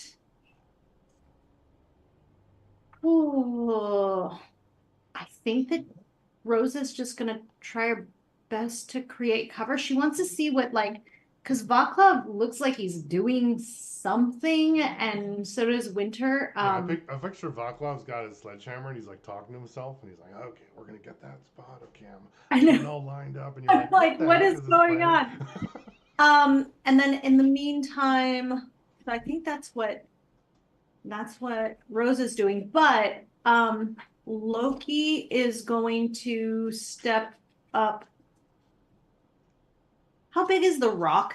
Can Loki stand in the same spot? Vaclav picked it up and made that, I believe. It's just like a It's like a pebble. like an ideal rock for throwing. Like Okay. Little baseball, half a baseball. Yeah. And Loki is going to insult the. Oh, what would Loki insult the gargantuan skeleton or one of the whites? Like, I feel like Kevin would just straight up insult the gargantuan Right. skeleton. I did too. Right? Look at you gangly thing. That's too many bones. You got too many bones. Yeah, he's Yeah, like, yeah. you think that's bony? You call that a femur? Right. So yeah, vicious mockery. What saving throw is that? And that would be the saving throw is also that's a 15 wisdom saving throw. Wisdom, got it. I rolled an 18, unfortunately. So the gargantuan skeleton has a very positive body image and is not affected by that. Okay, that's what Loki does. It laughs along with Loki. Yeah. Ho ho ho. You call that an insult? Then Loki will have to take a wisdom saving throw. No, just kidding. I feel like if he saves, then he should have to. Okay, as the party ends their turns, it looks like a couple of these skeletons are finishing rebuilding because they have been rebuilding quickly here. Skeleton 3 is rebuilt completely. And with that, it's now kind of like stands up. Snowfall's right there. It's going to attack Snowfall. 16. First attack definitely misses. Second attack, you said 16 AC? Correct. Misses as well. Nice. Then Skeleton 1 is going to enter its first turn of rebuilding after it was rudely hit by a firebolt. Skeleton 4 is going to begin rebuilding as well. Skeleton 2, however, finishes rebuilding. And I'm going to say, I'm not going to attack Loki because of the confusingness. It's going to move up towards Rosa. Rosa, what's your armor class? 17. First attack swings and misses. The second one, though, does hit for, oh wow, rolled well. That is 13 bludgeoning. And it's halved because I'm raging. Ah, you must be very angry. And you've suddenly changed your class. You're a barbarian Eric now. That's pretty cool. Okay, with that, then the gargantuan skeleton is going to move forward with its white mounts and carefully pick towards Vaclav. Vaclav, it's going to trigger that action if you choose to take it. Oh yeah, here we go. Cool. So can you make another check with the prospector knowledge so I can see when you're looking around which spot would be like the best? Yep. 9. I rolled a 9. Yeah. That's still good enough here. It looks like they're both of the squares that it just entered are surprisingly weak. And you could probably break them either when the skeleton's there or nearby. And what's your goal with it? To have it fall down the pit, or tell me more about that. Yeah, I want to collapse a rock under it, ideally causing it to like fall toward the open pit.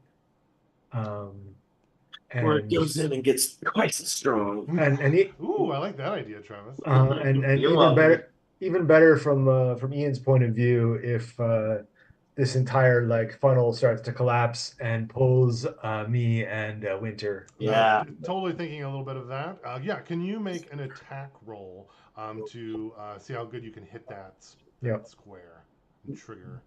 Okay, rolled an 18, so it would be like a 25. Yeah, that's a solid hit on there. Yep, cool. So I say something like, big mistake, Sonny, and then I bring the hammer down. Then as you do, the spot below the skeleton kind of collapses. But as you do, it kind of cascades outwards to the spaces around the skeleton, as well as around you and Winter that I've kind of noticing that. So the skeleton starts sliding towards the open pit. It's going to make a dexterity saving throw, or try to, but it is hexed, unfortunately. So it quickly loses its grip on the stone around it, and the whites start sliding down the funnel towards the open pit. Let's see how they're going to do.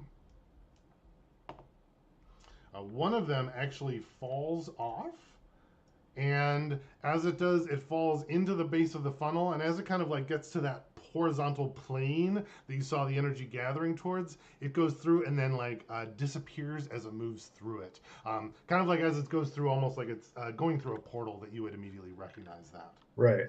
Or falling into a darkness spell. But Dan, you forgot, right as it hit that portal, then it went like supernova and exploded into tiny particles of nothingness. Did that happen to you guys or something? No, I just remember that's what you were telling me you were going to do. Oh, I don't think so. Bullshit, Dan! The space, though, is breaking underneath you as well. Can you make a dexterity saving throw? Oops! I got a 10. 10. Solid. Unfortunately, with the ground shaking and the noises and the moving, Vaclav, you're going to lose your footing as well. And I'm thinking of how to represent this. Vaclav, you're going to get moved towards the larger pit, and I think you're going to roll off the side of the edge. Now you would have one more opportunity to make a dexterity saving throw and kind of like grab on, because Yep. it's like a funnel, and then there's a sharp decrease near the edge, if that makes sense. So I drop my maul, and the maul goes tumbling into Yes, the definitely. portal, and I rolled a natural 2. So and that's Uh, also a total does of 2. I think Loki I would give you my probably. inspiration if you No, want Yeah, he it. okay. wants to go in. Let him go. My God. He's like, Uh, my Vaclav- mall! Well, he knows he can just resummon it. Vaclav, are you I'm- taking the inspiration or are you not? No, I think I'm holding on to like a rock that juts out a little bit, and I go, I'm okay. I caught this, and then the rock snaps off. Perfect. Yeah, that's exactly what happens as he kind of goes through the portal, and I'll come back to you in Oh. just a second as we do that. The gargantuan skeleton, Hex stays active. You don't die. I'll tell you more of what happens in a second. So Hex is still Yay. there, right? Even if you're not on the same plane. That I don't know. I mean, your call. I Yeah, don't think we'll there's say it anything in does the for now. rules that covers it. Winter. This area is continuing to collapse more. Can you make a dexterity saving throw? Yeah. Yeah, no, that's pretty bad. Very bad. 9. 9. Yeah. Yeah, you're good. Unfortunately, you're going to lose your footing as well after this massive maul strike, and you're going to roll, kind of like fall to the edge of this pit. You'll have another opportunity to grab onto the edge. There was a spot where that rock was jutting out that Vaclav thought was stable. I wouldn't recommend grabbing onto that one, but we'll see. Yeah. Oh, 21. 21. Perfect. Winter, you are able to barely hang on to the edge there. However, that was just the Oh, no. beginning of the gargantuan skeleton's turn. So it is going to move towards you with the white on its back. Are you going to continue hanging there? Yeah, I don't want to go through that portal. Yeah, I what don't is want to go just, through no portal. That works out for me. Yeah, the gargantuan skeleton is going to wind up and attack you with its like giant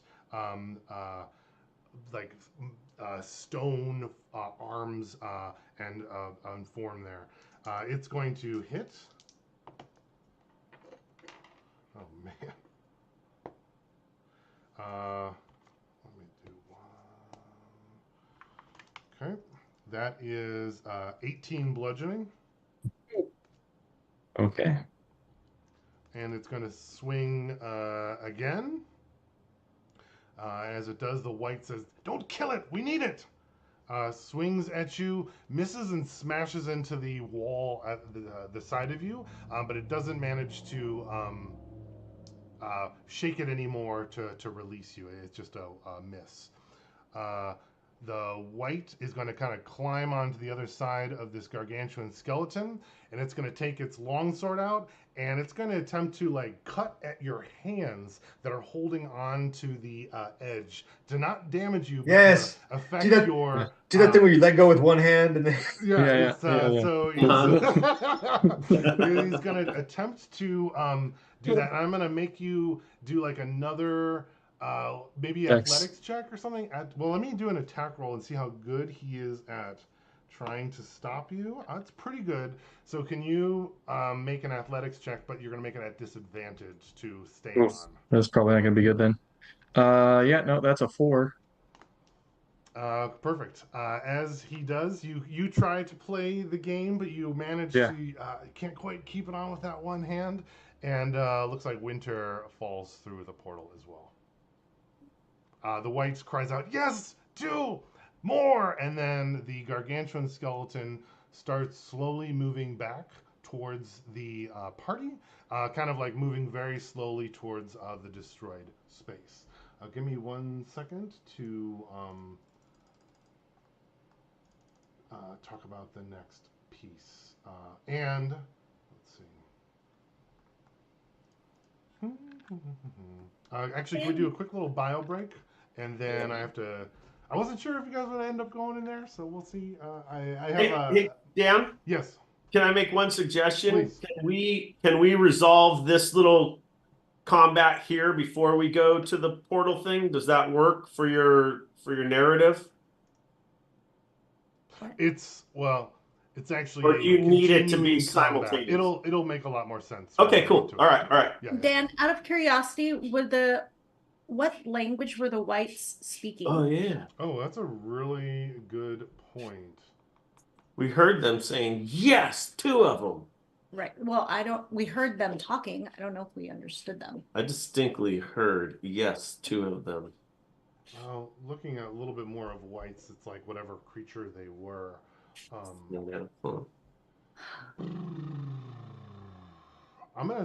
thinking they were dwarves, and it was probably in dwarvish.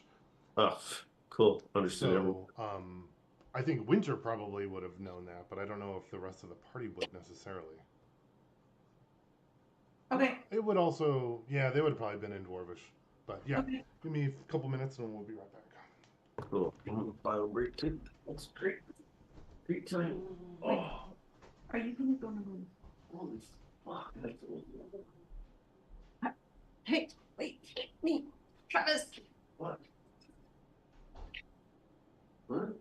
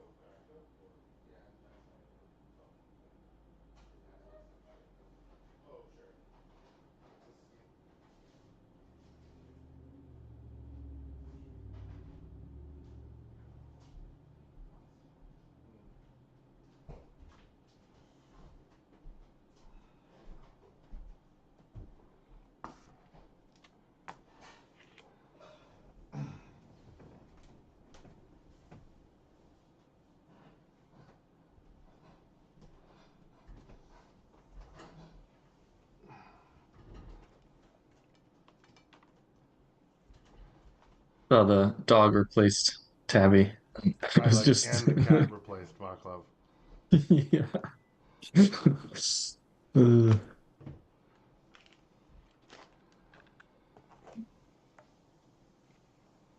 Like the cinematic characters falling through the pit. It's pretty awesome. yeah. I'm almost worried we might die. Good.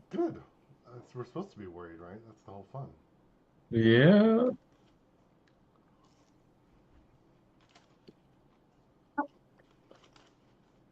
Want something to drink, dude? Sure, I would love the orange. Definitely not a piece.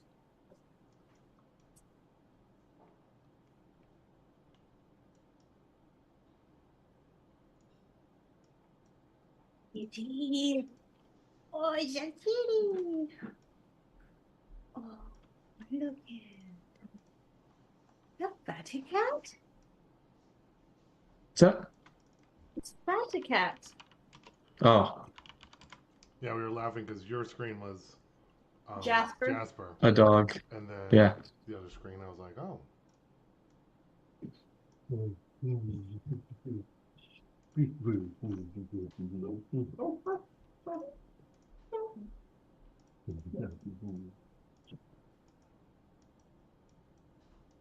Can you have a dog, right? What's up? You have a dog, right? Yes. One dog? He's 17 different breeds. And it's just you just have one dog, right? Yeah. What's his Yeah, name? his name's Jack. He is 13 next month. He can still jump up on our bed, so he's pretty spry for being old. Awesome. Yeah.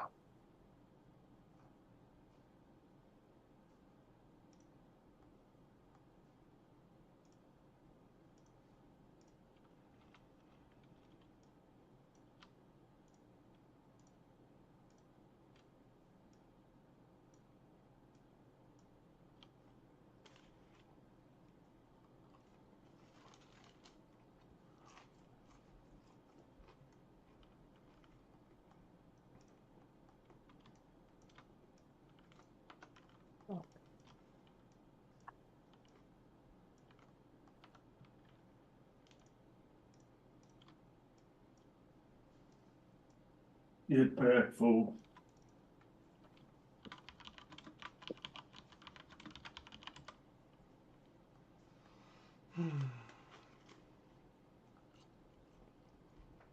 Watch out, Jasper.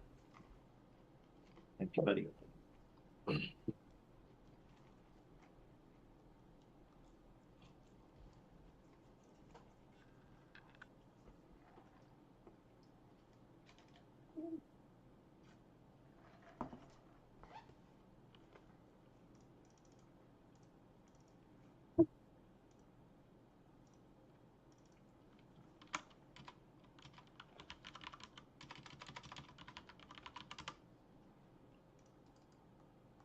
Ian, fatty cat obviously has it very, very hard.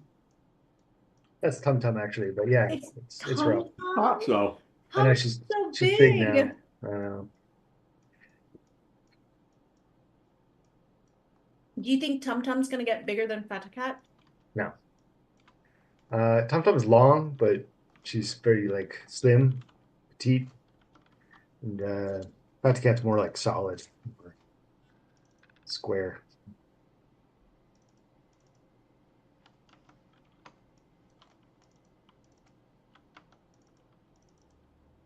And they're not related at all, right?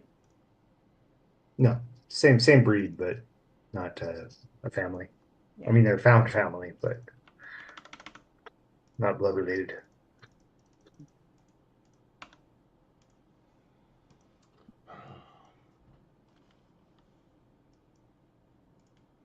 But what class are they? That's the question.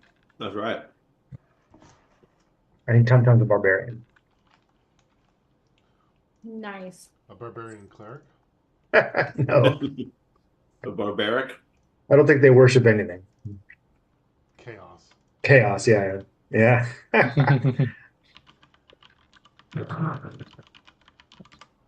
Hey. Hey. I don't have anything. I don't have anything to give you. All right, thanks for your patience. All right, Vaclav. You were first through the portal.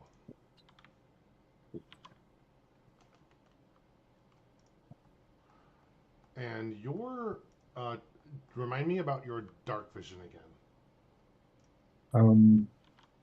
I can see in any kind of darkness and magic, including magical darkness, up to 120 feet. Any kind of darkness up to 120 feet. You can't see like invisible stuff though, right? That's correct. It's not true sight. It's just darkness does not affect my vision up to 120 feet. Perfect. Can you make a dexterity saving throw first? I want to see how far you're falling. 11. 11. Okay. It's okay.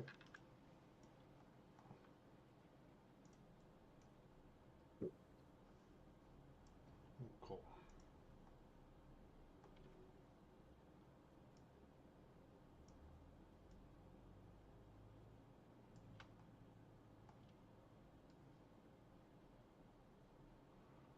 Second, can you make a Constitution saving throw? I think that's also 11. Perfect. Yes, 11. All right. I have just below you on the map. I've kind of like revealed a spot here of your current location that you can see through the Zoom shared screen. But if you're also on the map, you can kind of look below it. So you definitely felt that you went through a portal. As you kind of enter, you fall, and you're a little disoriented because you were falling down, and then suddenly you're falling like horizontally, and you kind of like splay out onto the ground, and you like lay prone there in the spot.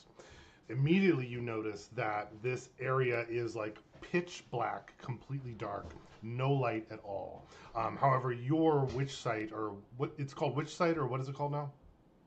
Devil sight, I think. Devil sight. I always call it, yeah. Your devil sight like allows you to see outwardly, and you can see like a huge amount of skeletons, gargantuan skeletons, excuse me, and some whites. The ground here is definitely different than you felt inside of the dungeon or the mines that you were before. This is almost like, as you're stepping onto it, it's almost like this solid black what could be like rock, like you're like walking on obsidian or something. But as you look closer or feel it, it's like condensed darkness that you're stepping on, which doesn't really make a lot of sense in your mind, but it does seem to be like holding on to where you are.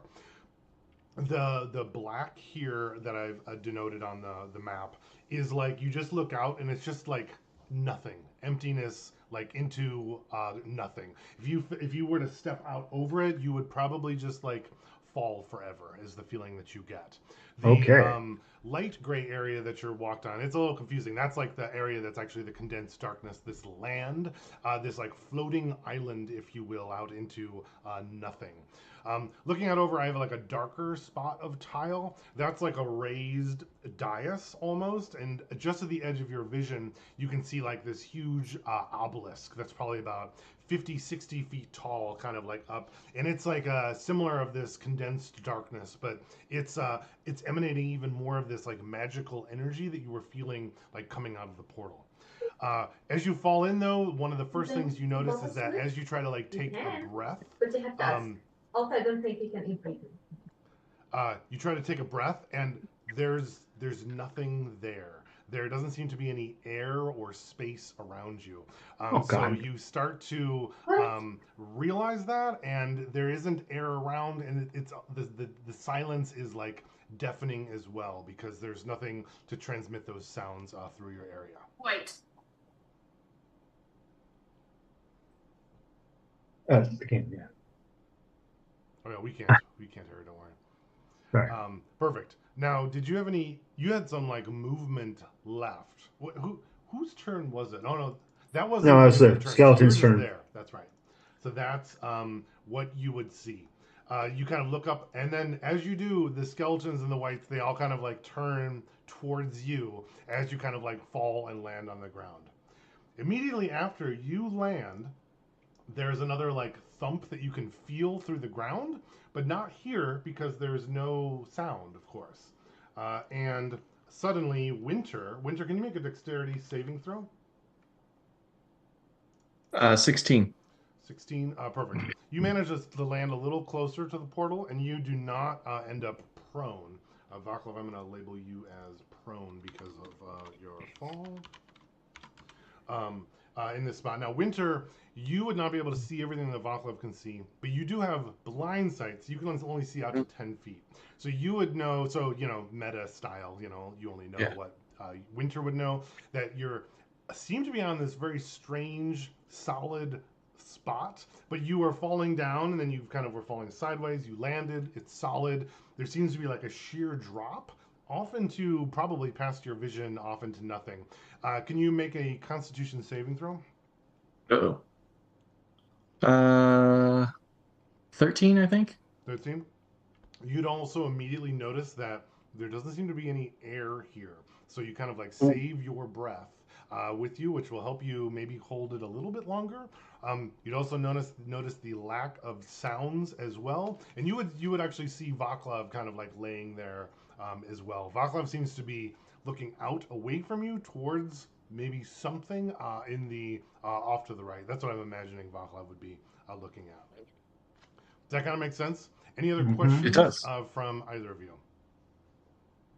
Nope. I guess not. Oh, I do have a question. The portal that we fell out of, is it like still there and accessible? Like we could run through it? Still there and accessible. It does look like. And it's at our level. Like we could just run through it. You totally could. Okay. And question along with that, can Winter tell that it's there? Because it is 10 feet away, so he should be able to see that. The portal. Okay, sweet. Sounds good. Yeah, you would know that piece as well. The rest of the party, however, would just see Vaclav and Winter disappear through the portal. I'm going to leave their tokens on the portal for now, just so that I can remember in case they come out. I have to like copy and paste it again. Oh wait, that was skeleton turn. Did I forgot where we were. Did I do all the other skeletons rebuilding and attacking already? Or Yep. Or was that last round? Travis. 2 of them rebuilt and attacked. I don't think they did their turn, if I recall. I think we did the Snowfall got hit or attempted to be hit by one of them. I feel like I can't trust Travis here. Because he's doing his smirking smile. What? I know Snowfall got attacked twice. I don't know if that was this round or last. Or was that the previous round? I can't remember. No, it was this round because Snowfall was going to jump this in the next turn, but there was there was no one next to him. Oh, okay. Oh, yeah. That works. It's that your very guilty smile there, Travis, is very distracting. I'm so often so guilty that it just is always there. It must be. Perfect. Then it looks like we're back to the top of the turn order. He is a 12-year-old, so that's fair. What? He just always seems guilty. It's crazy. You don't know what's going on. You don't understand. Okay, cool. Well, awesome. So I figured out where Starry Wisp went when I was leveling up last time. I was just reading through all the freaking spells and stuff, and I clicked on Druidcraft and replaced Starry Wisp with Druidcraft, which is one I've never taken, and I don't know that I never would. But did you mean to do that? What's that? No, I didn't mean to do that. Druidcraft. What's that? I put Starry Wisp back on the list because I knew I had used it before, but I was like, where the fuck is it? I can't find it. So anyhow. So now what I'm going to do though is I am going to 120 feet from where I'm at. I saw Vaclav and Winter slide off into the nether, and of course, and then and the raining of the stuff down on my head makes no difference to me. And then I'm like, you're gonna pay for that! And I cast Moonbeam on the square that the white number 1 is in. And that is a Constitution saving throw from both of those, the skeleton and the white, against 14. And I'm casting this. That persists, right? What's that? Yes, this persists. So I'm upcasting this. I'm going to cast it at 3rd level. It is a 2nd level spell, but I'm going to cast it at 3rd level. And you said it's a Constitution saving throw?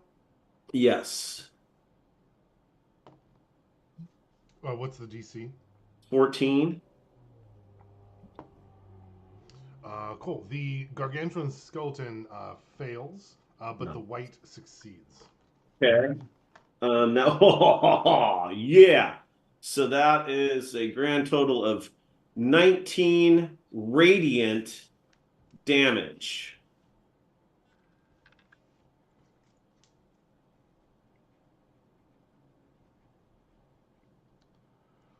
Okay, perfect. That definitely seems to affect the skeleton more than does seem like it's vulnerable to that, which is 38, right? Which does significant damage to the gargantuan skeleton, but does not kill it. Okay. And then does the save do nothing or half damage? The save does half. Perfect. So then the white does take half, which was 9, right? 9, yes. And the whites do not seem to be vulnerable to radiant. Right.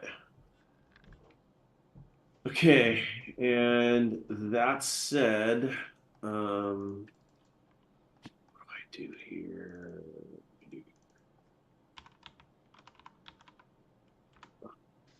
No, damn it. Okay, fuck it.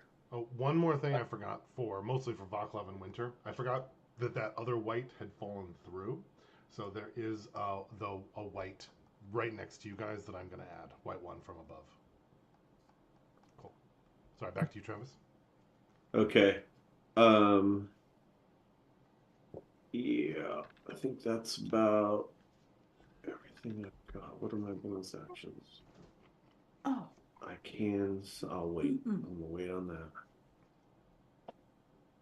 Okay, yeah, that's oh my god, dog, you gotta go, dude.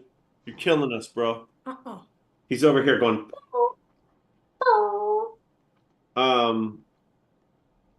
yeah, I'll stay where I'm at. I can't use it takes an action to dance on the skulls, right? So I mean on the skeleton, so I'll just stay where I'm at. Perfect. Over to Winter and Snowfall. Ask or leave it. Would that white have also had to make the dex save? So he might have ended up further down. I check for him. Okay. Copy. Oh, I was gonna ask that. I'm sorry. Did hitting that the gargantuan skeleton like that, did that create like any like disturbance for him that he may have started sliding down? That's a moonbeam, though. I don't think a moonbeam damages stone, so I don't think it would. Okay. Where like a sledgehammer would definitely damage the Word. stone. You know yep. what I mean? Yep. Absolutely. Unless you like shattered or you know. No. I was just talking about like the damage to him, like but we're good. This white he had a bow out? Is that right? Correct. Yes, he did. The other one switched to his sword. Okay. Then I am going to just walk up to Vaclav and like get his hand in mine and pull him up. And then I'm gonna go like gesture towards the portal. I don't know if Winter would know this, but he would try, or unless he would know it couldn't work, but he would probably try to cast Zephyr Strike again. I don't know if that works because it's verbal. Zephyr Strike. Oh, I mean, it's if he's verbal, a spellcaster, so he would probably know that a verbal spell wouldn't work. Yeah. Okay, then he's not going to try to cast it. I'm just going to run. Winter's going to run this way. And I know that might incur an attack of opportunity. Yeah, I think just from a claw, though, if he has a bow out. Right? Yeah. What's the armor class? Oh, it misses. 6. Okay. So that was 5 movement there. And then 10, 20. Or no, sorry. 5, 10, 15, 20 to get back to the portal and leap through. Perfect. Are you trying to like go get some momentum as you're going through? Yep, sprinting as fast as he can. Perfect. Now you don't know which side necessarily goes to the top. So can you? Oh. Do you have a D4 you can roll? So we'll go. Yep. 1, 2, 3, 4, kind of a thing. 3. Cool. Straight down. Perfect. Winter, can you make a? Let me grab you. Oops. Not the portal. Just Winter. Oh, really? Won't let me move it. Oh, your token's up there. Oh my gosh. Go me. Cool. You're gonna land right over here. Can you make a? Well, let me see what happens on that spot. Okay. As you kind of land back into that spot, can you make a dexterity saving throw? Sure. Here. That is a 14. 14. You manage to save, but that area does kind of collapse into a larger pile again. So you'll take half damage. It's 7 piercings. You'll take 3. Can you make another dexterity saving throw to stop yourself from sliding back into the portal? Nope. 10. 10. Well, you'll kind of fall to the edge. One last chance for a dexterity saving throw to hold on to that edge. 14. 14. You manage to, with the very edges of your hand, just like last time, hold on to this spot. You do get at this point, you get a much better sense after passing through the portal which direction is which, so you feel like you could now aim in the future, if that makes sense. Nice. Yes. If you end up falling back through, who knows? Is the bottom half of his body That's just what I was like thinking too. Yeah, it's all boing, boing, boing, boing, boing, boing, boing, boing. just legs they're sticking No, he's out? not quite in yeah. the portal. Actually, Yeah. that works for me. Yeah, totally. I think your So I'm legs on- your feet are like on the other side of the portal. Yeah. Like, so I can use them to push myself probably. Propel yourself up. Oh, because your like legs are like then they're like bent. Yeah. Right? Because you're Yeah. that's so weird. I'm Yeah. like, this scene to me is like in Guardians of the Galaxy in the last one, you know, when they went through that like hyper speed warp, you know, and I everything's didn't see like that one. I don't all think. But that's Plastic funny. Man and stuff. Perfect. Do you once or do you end your turn? I think Snowfall could I still go, still- and you can. yeah. Sorry. What else? Snowfall's gonna leap across here, which I don't think would he has movement to do that or whatever. Those are regular movement tiles. Yeah. But he might incur attacks from Skeleton 3 and 2. Was Skeleton 2 adjacent to him? Where did he start? Sorry, I forgot. He was here. Oh, then he would certainly. What's his armor class? 17. I was wrong before. 17 is First AC. one misses. The second one hits though. Only 5 damage, 5 bludgeoning. Okay. And then he's gonna run. What is that? 10, 15.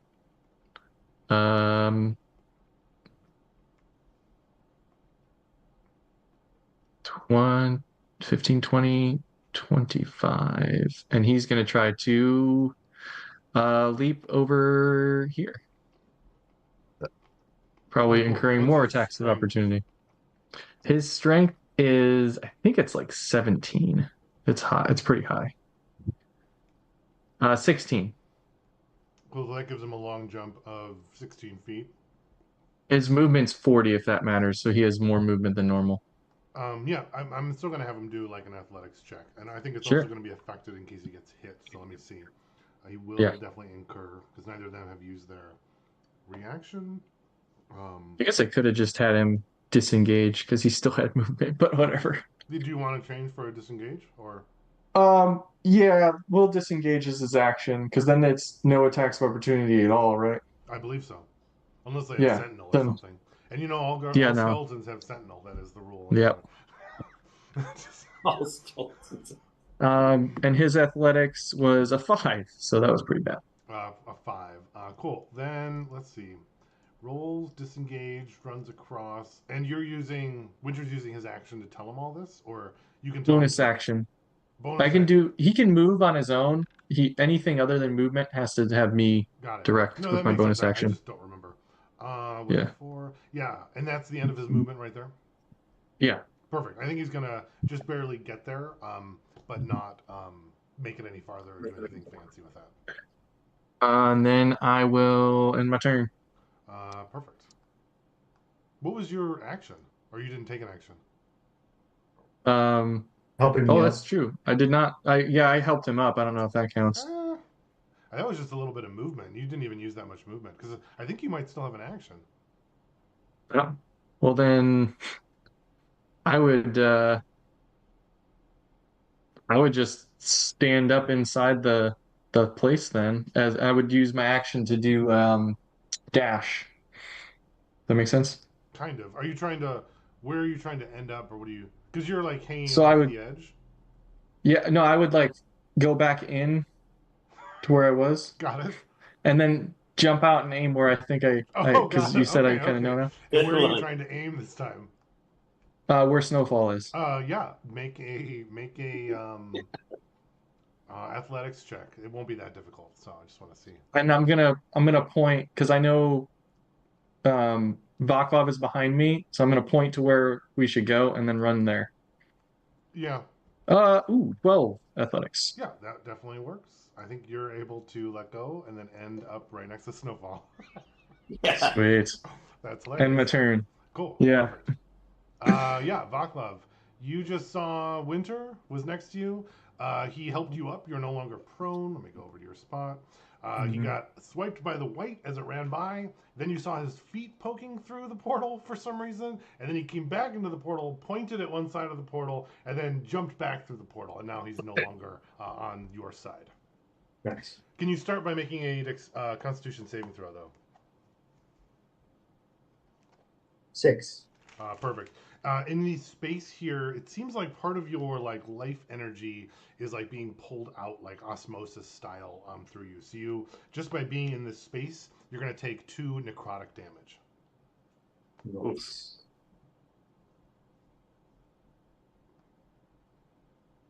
Hate those necrotic spaces. It's like the opposite of a safe space. Yeah. Vaklav's like, yes, Exactly. pain is just weakness leaving the body. This is where I belong. So I get up and my chest is heaving, when you blow out all your air and then you don't take another breath in and your chest starts like that, right? And I look around and see all these skeletons looking toward me, and I hold up a finger like this, like wait a minute, wait, and then I'm gonna run through the portal, aiming for the center. So in your perspective, I kind of breach sideways, about like a whale. Yeah. And Winter, you hear me go. Take a deep breath. Winter's gonna be like, I told you where to jump. and drop back through. And as I drop back through, I summon a radiant Okay. a radiant greatsword, I think, and come back down. And can I land on my feet when I come back through? I think after the experience of being disoriented, you're able to land on it without a check. Classic. Okay, and then so then I do one of these, Yeah. and I'm gonna chop into this white. Dan, I think that deserves inspiration. Yeah. Yeah. Good Ella. call. Good call. Go ahead, Marcus. Yes. Let's see. Can you also just roll a quick acrobatics? I want to see how glorious your whale breaching maneuver was. What we see. Natural 2. So very inglorious. You were Uh-huh. you had this vision that you're going to be coming up, but you were half caught, and then your maul or your sword came in, but it almost stabbed you as you came back through the portal. That's what I'm imagining. That's classic. I think my feet are bicycling as I flop over. Yeah. In your head, it was totally the majestic gray whale breaching and doing this, and what we saw was.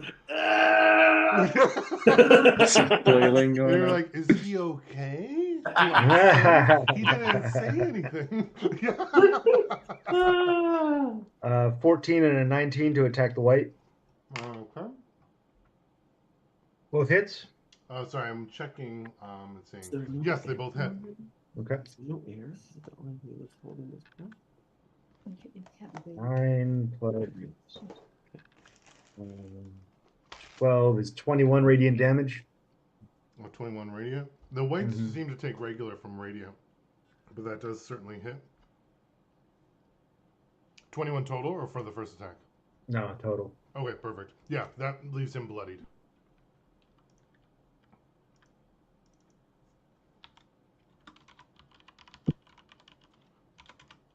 Do you end your turn? Yep. Are you still in that same spot? You went past You him. can move. Go back and fight him. Yeah, let's see. Hang on.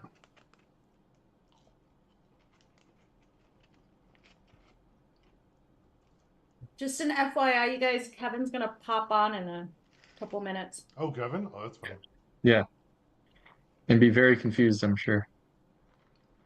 You missed the glorious bicycle kick of awkwardness. Perfect. That's his spot, I'm guessing. And then after is Rosa / Loki.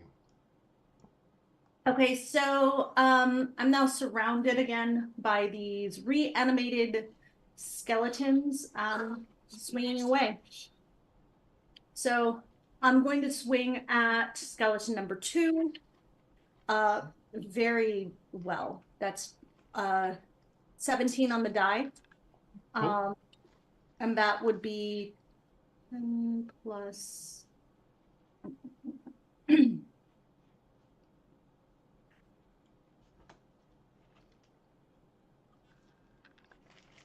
14 damage. 14? Is that radiant or regular? It's regular damage. Okay. Yeah, solid hit. It's bloodied. And then I'm gonna go again. Yeah, I crit. I was gonna say it tries to call a timeout first, but clearly. So that would be the 12 plus another 6 is 18, 19, 20, 21, 22. Honey, that's not a crit. That's a 0 upside down 2. It's terrible being the only one that gets my jokes. Oh, I got it. I'm not sure it was worth a laugh though. What was your total damage there, Terry? 22. 22, perfect. That one, Skeleton 2 does die. Um, Again. And Again. yeah. Remember, it does not reward experience the second time. There's no farming of experience. Right. You guys don't get experience anyway, so it doesn't matter. That's right. That's Rosa's attack. I think that Loki's gonna pull out his rapier, cast the cantrip True Strike to make it radiant, and like hit the remains in front of it. Like, no more. Yeah, good call. Cool. Can you roll damage? Oh, Loki. This is the best Kevin's ever played. Stop it. Evil Travis. Wow. Can we take away his inspiration for that? That was a 0-2 on my roll. That would be 15. So that's a dirty 20 to hit and 4, 5, 6 radiant damage. Cool. That will reset or give it one more turn to rebuild. Not quite enough to kill it. I'm going to give it like a -1 because so that like as a counter that goes up every turn is the idea. Okay. Perfect. Do you end both of their turns? Yep. All right. Skeleton Army's turn. Okay, we'll do the skeletons that have been rebuilding first. Okay, skeleton 1 remains. Looks like it's returning.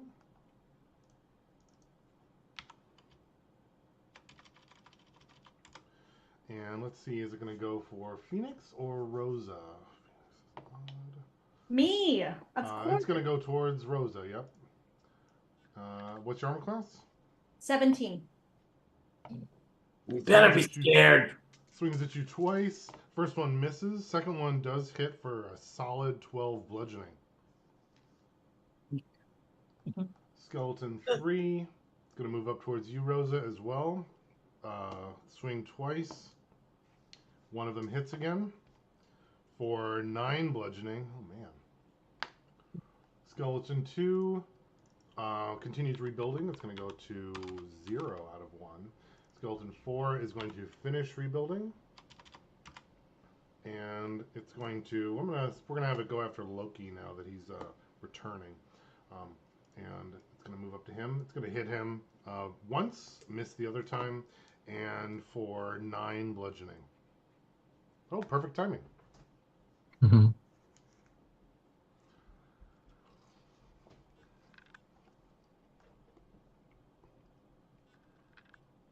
Then our gargantuan skeleton.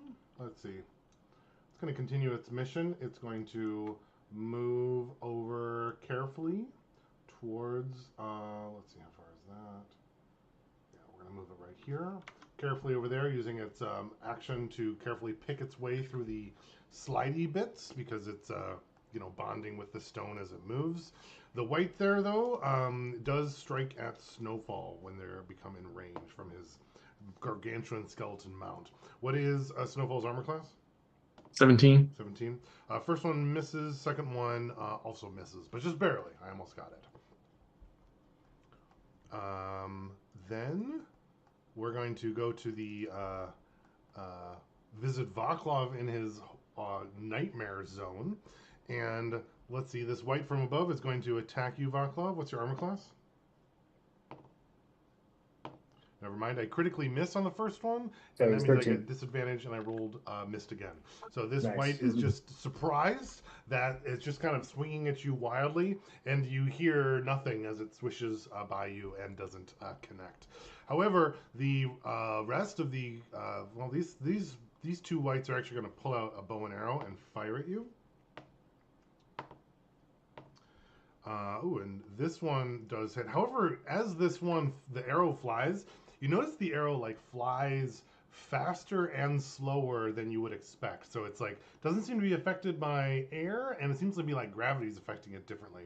So because of that, it's like a little wobbly, but it still manages to connect with you and deal 2 piercing damage, a solid hit from that. The rest of the skeletons. Are you suggesting this is a 0 gravity? No, I'm suggesting that gravity is like different, and the lack of air would mean that like the arrows fall and move differently. Okay. But there definitely is something weird with gravity, and you could certainly like investigate that deeper if you wanted to. Can I do it reflexively with an Arcana check? I like that. Go ahead, especially after you got some new information. Yeah. Didn't roll very well though. Let's see. 11. 11. I'm gonna say you've gotten like you've heard of like the astral plane and other planes. Hang on, love. Oh, sorry. What? Sorry. Oh, you've heard of like how other planes can be, and it almost seems like the gravity feels right, but you can almost affect your movement through just thinking different directions, or at least maybe that might work if you were to try it. Does that make sense, or want me to repeat it? Yeah. So this might what I think this might be the astral plane. You don't think this is the astral plane, but you've heard of how one could move on the astral plane, and you can just like move in directions, and you wonder if it's something related to that, but maybe not quite the same. Okay, cool. Perfect. You also saw next to that obelisk, there was like a large coffin laying next to it as well. It doesn't seem to move. The rest of the skeletons and whites all like move towards you, and I'll do that in a second. But I don't want to move them all separately. Cool. That's the end of the round, and it looks like Kevin, welcome. Everything okay? Yeah. The Kara's just got a really sore throat, and the doc said pretty much everything starts out this way, and just keep an eye on it. And we know it's not strep, or it's likely not strep because the rapid strep was negative. So just watch and wait. Yeah, but those urgent cares can take a while. So I'm surprised you even made it back, to be honest. Yeah. No, we were lucky we weren't there forever. Oh yeah, Tabby was playing your character. Nice. So, in short, well, actually, can anyone do a quick summary to catch? We haven't really gotten it. Yeah. Yeah. Um, yeah, the party moved along, climbing, jumping. Winter almost falls. Snowfall is on his back. Phoenix sticks his hand out to pull him up after a stumble. The party takes down some skeletons with massive one makes its way over. Snowfall gets knocked down and disappears, causing distress in Phoenix. Winter brings him back almost immediately. Negative energy coming from the negative energy plane in a space down in the pit can cause undead to grow, and the portal is about to release energy. Whites come out of it and head towards the party, trying to bring life force to it, riding the skeleton. After that, Winter tried to jump across and fell into a hole, and then Vaclav went to guard him and smashed the ground when the large skeleton came over, causing a kind of snowball effect of everything in there collapsing and heading into the portal, which included Vaclav and a white, and then Winter.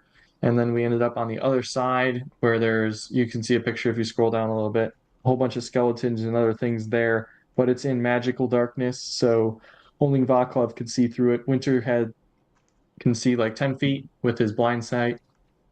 And then both got back, or actually, Winter got back through the portal. Vaclav kind of hilariously went through, trying to beat Breach like a whale, and then ended up grabbing his weapon again out of thin air, and then went back to fight. And then we kind of stopped there. Yeah. And Tabby has been playing you, and I think you did just get attacked. You took some damage. I don't know if you've used any spell slots. No, I don't think so.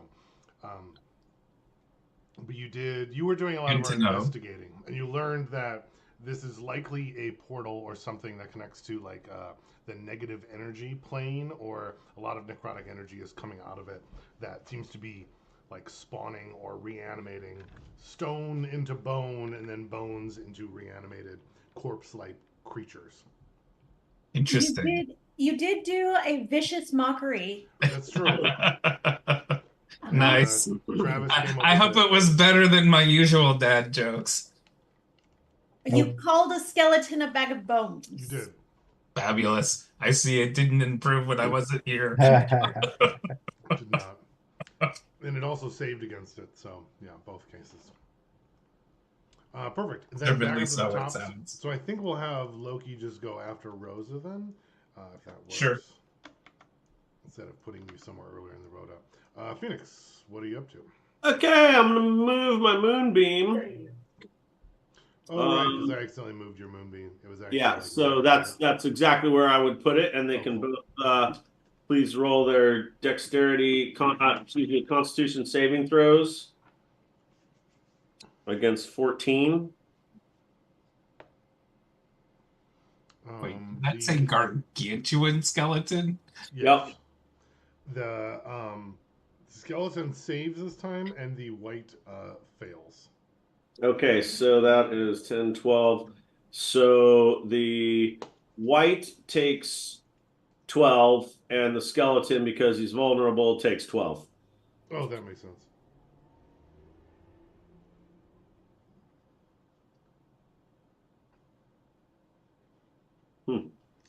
Perfect, solid hit. There's also, Kevin, there's a white on the back riding the giant skeleton, and he's made a couple calls out. I think we established in Dwarven they're trying to collect life force things and bring them into the portal. Also, we realized that the whites don't take radiant. Well, they're not vulnerable. They're not vulnerable to it. Okay. It's just normal damage, or are Correct. they? Okay. We haven't killed any whites yet. That's also true. Perfect. Phoenix, you had your turn? Yep, I like where I'm at. Cool. Winter. I will have moonbeams there. I guess attack the gargantuan skeleton. Yeah. Actually, hang on. I guess one thing. You do have 60 feet dark vision, so I'm just going to reveal the rest. Oh, yeah. I forgot to do. That token's not supposed to be there. And then let me get to the edge of your vision, which is one more square.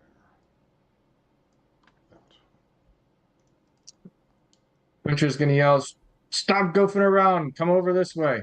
And then he'll back up here and shoot at white one. He'll pull out his bow. Sure. Shoot 2 shots on there. 15 and 18 to hit. Both hit. All right. So that would be the first one. We'll add cold damage to it from snowfall. So that's 7, 10 damage total. Mm-hmm. The second one's only 5. Actually, I don't use Hunter's Mark at all. I'll bonus action Hunter's Mark that thing. And that does like an extra So then- D8 every hit, is that right? It's a D6 of force damage, which is a total of 5 extra force damage. And then I can't direct Snowfall since I used my Right. bonus action, so he's just gonna kind of stand there and I think he automatically takes the dodge action, is what it is. That makes sense. And that's my turn. Perfect. Over to Vaclav. Do the bad guys go? I don't think I was. Oh, that's right. You They missed shot twice, right? you, Yeah. and the white critically missed. Yeah. That's right. Yeah. Okay. Can you first start though with a Constitution saving throw? 14. Perfect. You do save. You notice though that the energy seems to be like affecting you more and more. You were able to shrug it off this time, but the longer you're here, it might become more and more difficult to resist. Great. All right. Let me go ahead and try to cut this guy down. 13. 13, I think is not quite enough.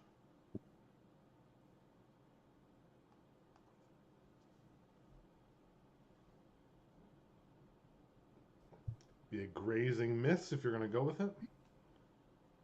Yeah, I guess I'll go with it. Okay. Okay. I don't want to miss him twice, so I'm going to use my inspiration. Yeah, 16. 16 hits. Oh, can I move my hex to him too? Sorry. Yeah, that's a bonus action, I think. A bonus action, Yeah, yeah. definitely. Um, Does that mean you do extra damage? Yeah. 11 radiant damage. 11 radiant. What hex? Constitution or something else?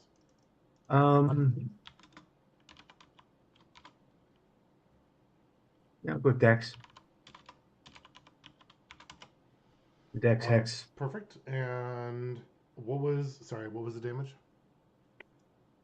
11 radiant. Perfect. Still not enough? Not quite. He is near death though. Okay. I'm gonna risk a hit. Well,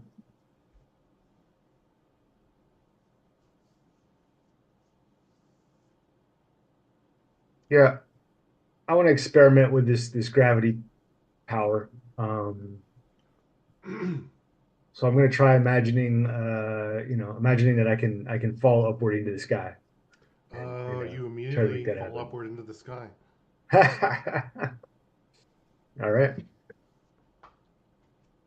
So I'm like 30 feet up, or Sure, as far as you'd like to move up. as far as I'd like to move up. Well, based off of your movement speed, not like infinite. Oh, okay, yeah. My movement speed is 30. So. Oh, perfect. Yeah, that makes sense. I guess maybe he can swipe at me as I fall away from him. Yeah, reverse fall. He would. Oh, he hits.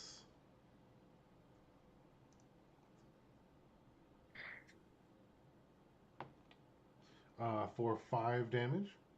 Okay. Necrotic. Can you make a Constitution saving throw?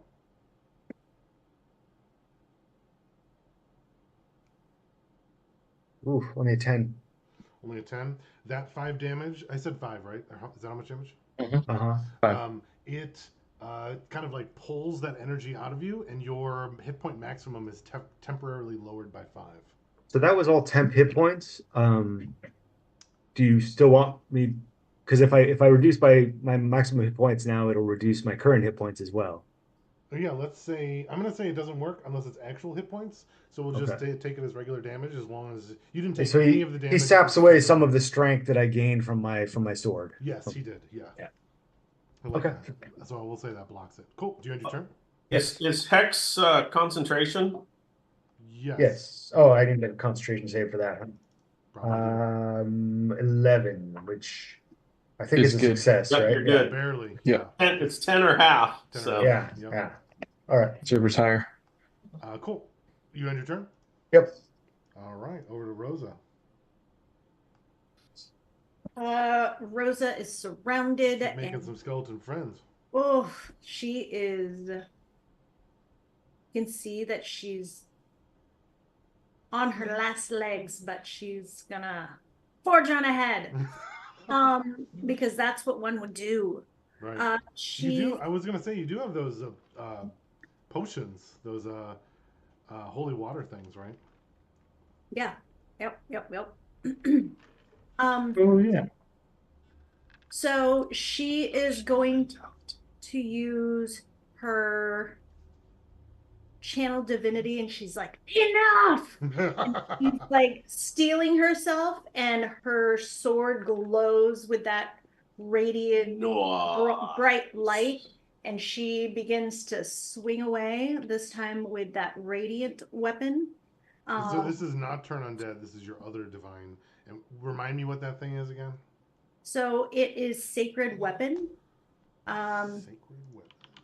I'm using my channel divinity to imbue my melee weapon with positive energy for 10 minutes. And it adds +3 to my attack rolls made with this weapon. Cool.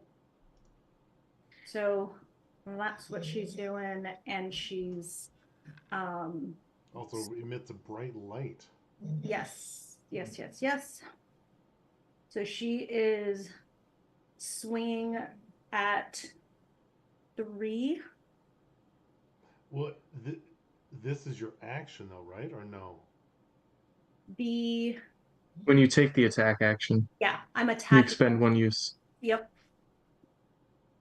Oh, I'm reading like a level 0 spell that's called Sacred Weapon. That is not the same thing.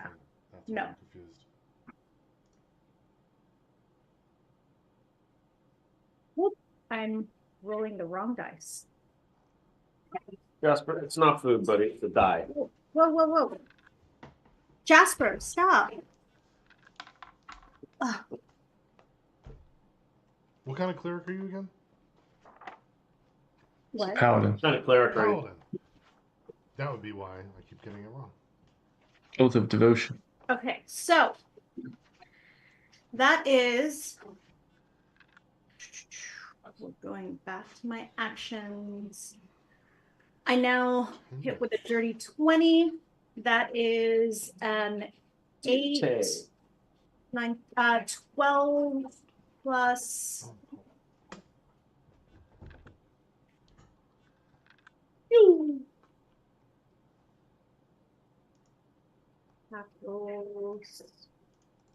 Okay, yeah. So that's 12 radiant damage. To which one? That would be to skeleton number 1. Yep. 12 does more. We'll hit it for 24. And that's just barely enough to destroy it, actually. And she's going to keep going at skeleton number 3. Tanner! You can't hear me. That's obnoxious. Okay. Yeah, that's a 27 to hit with 9, 10, 11, 12, 13 radiant damage. Yep. That'll destroy that one as well. Skeleton 3 or skeleton 4? That's 3. Mm-hmm. And she's going to use her bonus action to, where are we?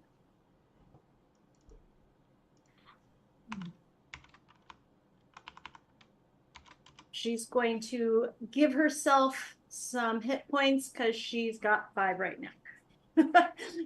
We're gonna go with 20 hit points.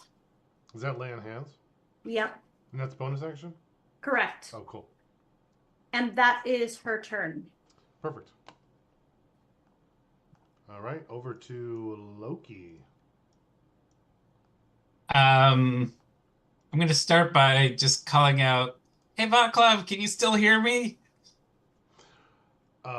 Right. You would not know. Winter would know, though. And Vaclav, you would certainly not be able to hear him. Right. Within the portal, and you wouldn't know this, Kevin, but Loki wouldn't. There doesn't seem to be any air, and there's no sound inside. Hmm. Okay. So you would not have a reply, and I don't know if Winter would say anything to that. Yeah, probably. He can't hear you. Yeah. Very helpful from Winter. All right. Well, then, not what I wanted to hear, but makes sense. That'll change what I'm going to do a little bit. Skeleton 4 is still up, right? That's correct. All right. So I roll terribly to hit. Still a 16. 16 hits. All right. And it is, 2 6s. So 16 radiant damage. 16 radiant. Nice. That kills Skeleton 4. And how are you doing radiant again? Can you remind me? Oh, sorry. This is True Strike. I'm using True Strike with my rapier. That's right. And that's a cantrip and Cantrip, to do yes. that. That's right. Yep. And let's see. Bonus action. I'm gonna look at the gargantuan skeleton and tell it. Fuck. I should have thought about this in advance. How's Hey, the weather up there? What? Your mama's ugly too. Didn't you already use your action, though? Yeah, so I'm gonna bonus action and in one of the options that I have is unsettling words, which is bardic inspiration, but like de-inspiration for an enemy. I see. So it's going to be a D8 against his next save. His next save. Got it. Right.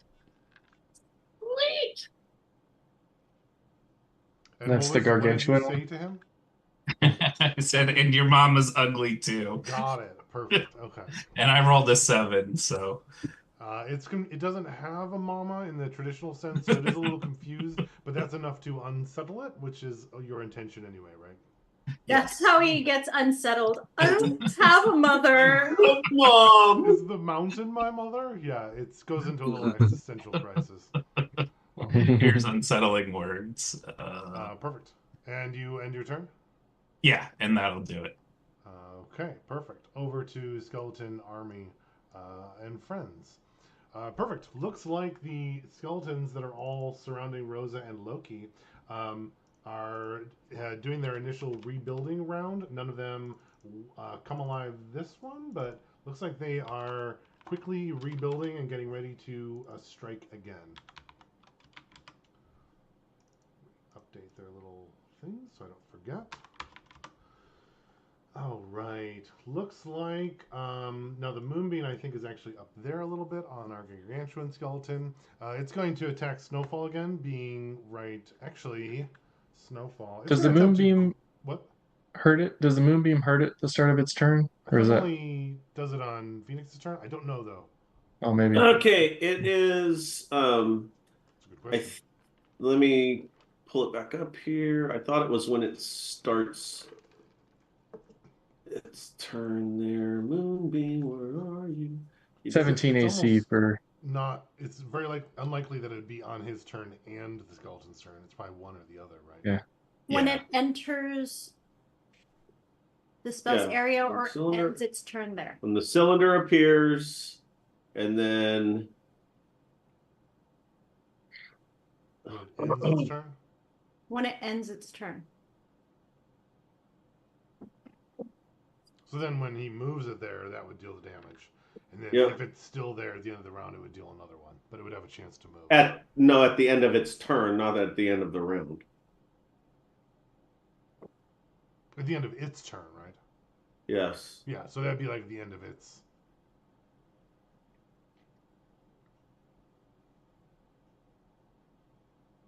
Wait, no. Hang on. A silvery beam of pale light shines down. Or when it ends its turn there. Yeah. So That Where are you makes guys sense. seeing this? What am I reading? uh, Paste. sorry to interrupt. Are you? Yeah. 17 There's a is different. AC. Okay, so something we have to be very wary of is if you just punch in a spell, you have to make sure that that's 2024 spell and not 2014 spell. There are two completely different sets. There's a lot of changes. So I'm looking at this. Silvery beam of pale light shines down. Magic action on later turns to move the cylinder. When the cylinder appears, each creature in it makes a con save. Failed save, blah, blah, blah. At If the it's end of that. polymorphed. At the end Yep. of It's at the end of the turn. Yeah. End I of think its we're turn. good if we're going with the wording Yep. that's in Zoom. Okay, got it. There it is. Jesus, man. Too many words. 17 is the AC for Snowfall. It's actually going to attempt to grapple. I think it's still as an attack first, right? Oh, right. Yeah. It's different, right? It's an attack now instead of an athletics. An attack followed by a save. Yeah. Right. Yeah. First attempt is a miss. It's going to attempt to grapple again. The second time is a hit. So then what do you do? That was athletics, I think, right? No, it's Do I a roll my dex athletics or again? strength save, I think. Oh, okay. No, it's yeah. Winter or the dragon rolls a dex or strength save. Against what? 8. Wait, hang on. Pardon me. It is Probably 8. failed. 8 plus proficiency bonus plus strength. Got it. Okay. So then what's your roll? Yeah, I think it's like 10-ish, maybe one lower. Okay, I think that would definitely it be was a low roll. Yeah. He failed. Okay. The gargantuan skeleton grabs Snowfall and then throws Snowfall into the pit. As he's doing that, can I call out to Snowfall where to jump? Like in Draconic, yell out like jump to the right or jump to I do for sure. Yeah. Yeah. I'll do that. Yep. And Snowfall is going to be thrown into the portal. Can you make a dexterity saving throw for Snowfall? Does Snowfall breathe? 16. It Is Snowfall doesn't an organic say. being, or is he like a summon? He's a summon, but it doesn't say that he does or doesn't breathe. Well, he's not a construct, so I think he still would breathe. Sure. What was the dexterity saving throw? 16. 16, cool. Yeah, he's gonna Or land, 17. just fine next to Vaclav. Vaclav, you see Snowfall appear into the portal, and kind of lands next to you. He's not next to me. He's below me That's right. or above me, Yeah. depending on what you know. Flying above you, but without flying or something. I'm imagining Snowfall like trying to bark out, make a Snowfall noise. Yeah. But Snowfall would immediately notice that there is no noise here at all. In this spot, can you make a Constitution saving throw for Snowfall? Over 20. Perfect. The Snowfall would notice the life energy trying to be pulled from him, but he's able to avoid it for now. Sweet. Okay, the white that is on the back. What is he gonna do? He's near death. He's gonna say that way, and he's gonna point towards Winter with the giant skeleton on the back. So I'm gonna move them over here, like that, and then this white, is going to. Come on, my getting a little bit of a lag. What's it gonna do? Winter's there. Winter, how hurt are you? I am bloodied, so pretty He hurt. doesn't want to hurt you that much. He's gonna jump off the skeleton. And he's gonna try to throw you in, just like the gargantuan skeleton did. Okay. He's gonna try to grab you the first time, unsuccessful. The second time he is successful. You can make an athletics check versus his DC. Oh, definitely fails. Cool. He grabs you, and he's going to try to throw you. I think he can only move you 5 feet, though, if I recall. So he's going to move you there and then continue trying to push you. He's not the brightest, but that's his plan. You are still grappled, though. Okay. Perfect. Then back to the inside of the portal. The white one from above is going to continue. Oh no, Valhab's flying. So the white one that was there is going to attack Snowfall right as he came through. Snowfall's armor class is 17. Yeah. First attack hits for 7 piercing. Okay. Can Snowfall make a Constitution saving throw? 13. Uh, Oh, that is 14, going to sorry. 14. barely save for that. The second attack actually also hits. I rolled very well for 3 additional piercing. And can you make another Constitution saving throw? Ugh. 17. 17 saves again. Shrug it off. Okay, with that, Skeleton 2 is going to move in and attack Snowfall. It's gonna Oh, that's right, miss both because of its attacks.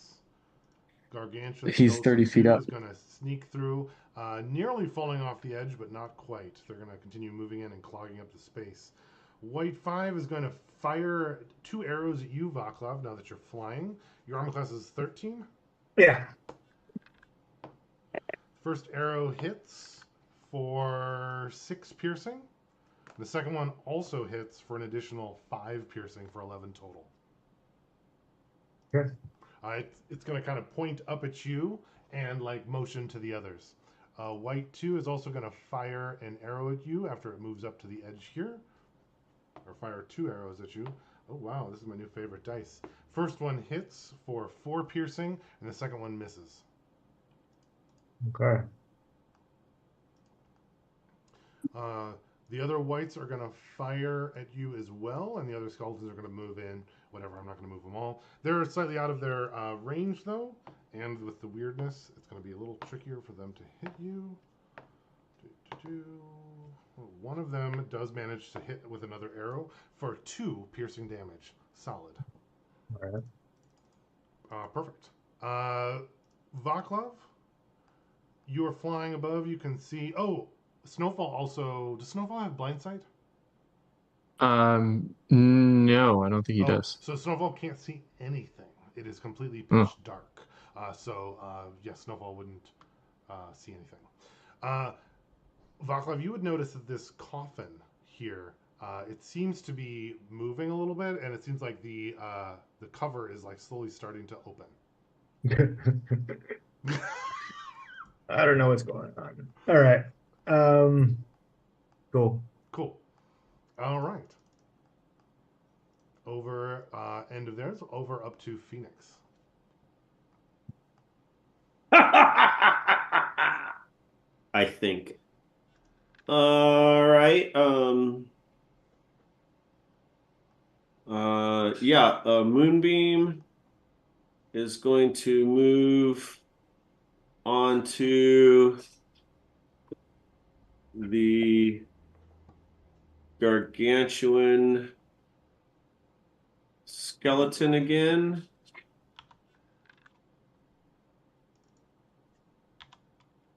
And the white is off of the skeleton now? That's correct. Okay, so yeah. It has like Winter and a bear hug, and it's trying to throw him into the portal. Right. So I'll just go after the skeleton.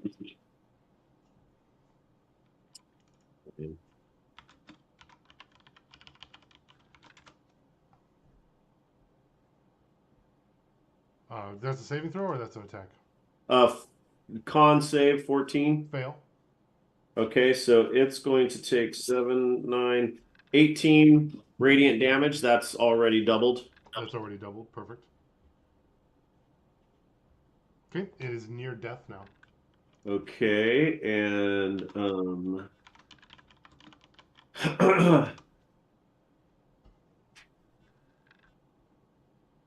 right, so I took my magic action, and then I'm going to the remains.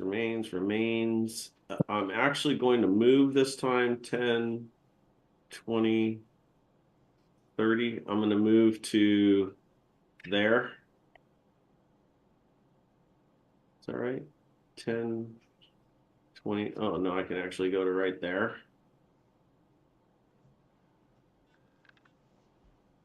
And that would be my turn. Perfect.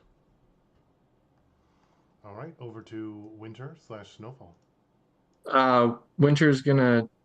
He's got his bow in his left hand. He's gonna draw his short sword and attack this white who's grappling him. Mm-hmm. That is 18 to hit, That'll hit. and that would be 4, 7, 10 total damage, force and silvered piercing or whatever. Yeah, let me just check. I have him at. Oh, wait, that's white 2, right? Oh, wait. White 1. But I have the other one also labeled as white 1? White 1. Oh, so that must have been. Yeah, because I was like, okay. I mixed up my guys a little bit. That is just enough. He does die. Yeah. Oh, bonus action, move the Hunter's Mark. It acts the same way as Hex does to the Gargantuan skeleton and attack that. Yes. And miss. No. Yeah, I can't direct Snowfall, so I guess he would just probably try to get out. But I don't know if he can see, so Because it's basically he just takes the dodge action, right? he can do. Oh, that's right. I forgot about that last turn. Oh, I forgot about that Yeah. too. Yeah. Well, if there's no one directing him, he can act of his own like will or whatever it says. Forgot Sure. where it says that. In combat, it can move and use its reaction on its own, but only takes on its turn the dodge action unless you use a bonus action to command it. If you are incapacitated, the Drake can take any action of its choice. I don't know if this counts in that situation, but I mean, on a separate plane makes sense to me to be unconscious. If you want to make a choice for Snowfall, I'm fine with that. I think he'd try to jump through the portal. So Cool. I don't know. Do He can't see. So what is this? Ooh, does he even Yeah. know it's a portal? Winter told him to jump. What did Winter tell him? Go to the right or whatever direction was Would that the mean one he was. Snowfall would just run off to the right in the direction he fell? What's Snowfall's intention? Probably just turn right and go that way. That's kind of what I'm thinking, is just stumble forward through stuff. Yeah? Or Yeah. what do you think? Well, yeah, which direction was it that I jumped through? Because that's what I would have told him to do. Sorry, what I'm thinking is you told him to go right. He fell like from the portal here, right, with his little measure. So does that mean he's like, oh, go to the right? Is he gonna like go to the right in this direction, or is he gonna turn around and go back through the portal to the right? I would imagine he would just turn right wherever he is, whatever direction he's facing. I don't know which direction he is facing here. Well, he would have been And then he facing would this way because he fell in and then landed, right? So is he gonna like just jump off the edge? probably. Okay, that makes sense to me. Yeah, he's gonna run. Well, he's gonna run into Vaclav first. Vaclav, if you had Snowfall running into you, Isn't clearly- No, I'm- Rob like 30? No. I forgot about that. Thank you. It Yeah, he's even 30 says feet up. 30 feet above to remind me. So he'd be running underneath the space of Vaclav, and then Snowfall would kind of like jump off the edge. Probably. Yeah. Cool. Snowfall is falling down into the nothingness in the negative energy plane. We'll come back to him in a bit. My turn. Perfect. Oops, I went way too far. Over to Vaclav. Vaclav, you just watched Snowfall jump off the cliff and now is falling into nothing, probably forever. Done, little dragon.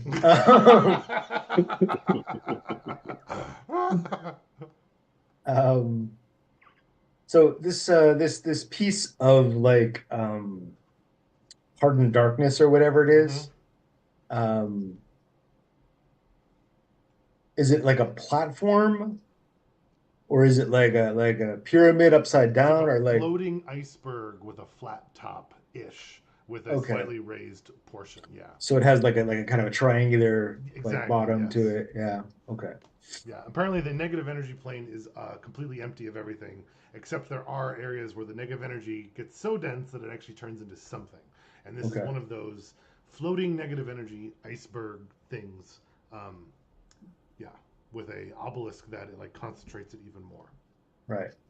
Um, so I think, I've been sort of pinwheeling through space here, and I finally kind of get myself righted. Um, and I look around.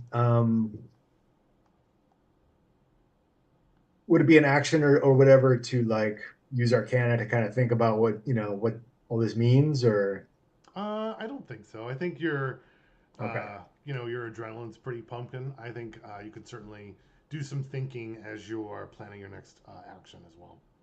All right, so 12 Arcana, and What are you thinking I'm about, or what particular answers are you looking for?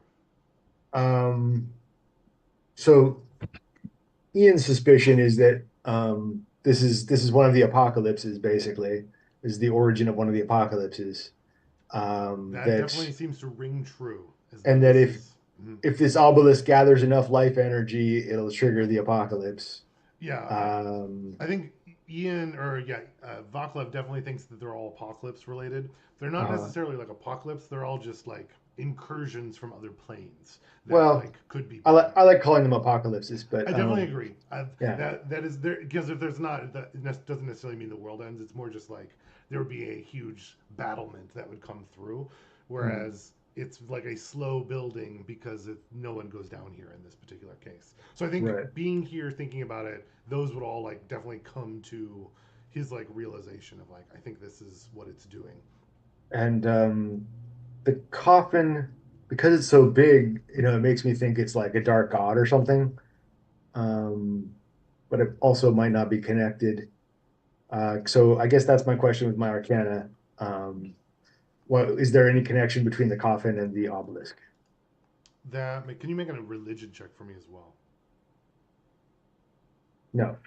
No, you failed it, or you just can't. Yeah, yes, I failed. Yes. Yeah, you don't. Whether it's like a dark god or not is unclear. It does seem like there's a connection though, due to the arcana-ness of it. You wonder Hmm. if like the concentration of negative energy here that was like brought to create this floating iceberg of it's called something on the negative energy Wikipedia page where I was getting these cool ideas. And this like dark death stone that's here may have drawn in a creature that was like drawn to the intense negative energy, and it might be passively summoning these creatures. And if it's like awake and sentient, it might be able to more directly control or summon more. Hmm. Whether it's a god that people pray to or not, you almost wonder if it even doesn't even matter if it's that strong. All right. Um, Does that kind of answer your question? yes. And none of these skeletons have flown after me, which makes me They don't seem to have. Yeah, yeah, which makes me think that the gravity is not optional for them. it's more like it takes a certain level of like meta In, knowledge in my thought too.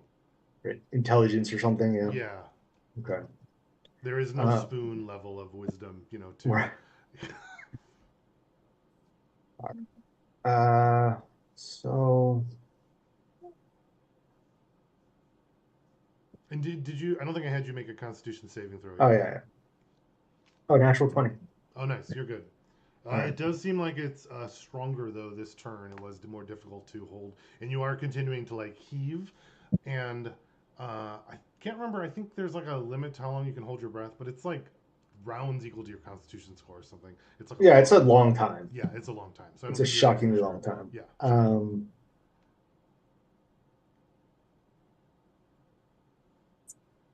all right. So here's what I want to do. I just love you up there watching Snowfall just going Yeah, out, and you're just like, just floating out in well, you space. could just summon him again. It's like, He's not in the family.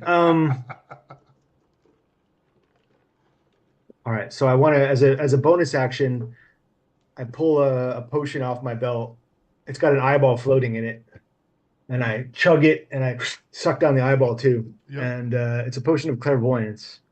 Okay. And I want my sensor to appear inside the coffin. Okay. I might have to read this clairvoyance quick. Uh-huh. And this was did you make this or get this? I don't remember it. Where did I get the potion of clairvoyance? I didn't make it. Oh, I think someone gave it to me. It's okay. I trust that you have it. It's just fun. Yeah. Invisible sensor within range. It's the range 1 mile, certainly within that.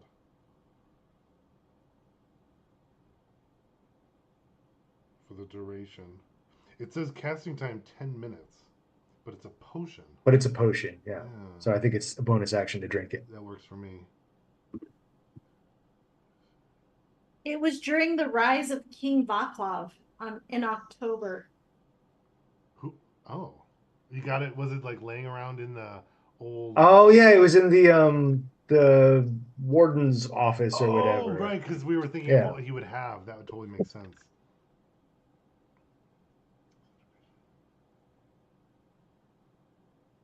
So then you can, when you cast the spell, choose seeing or hearing.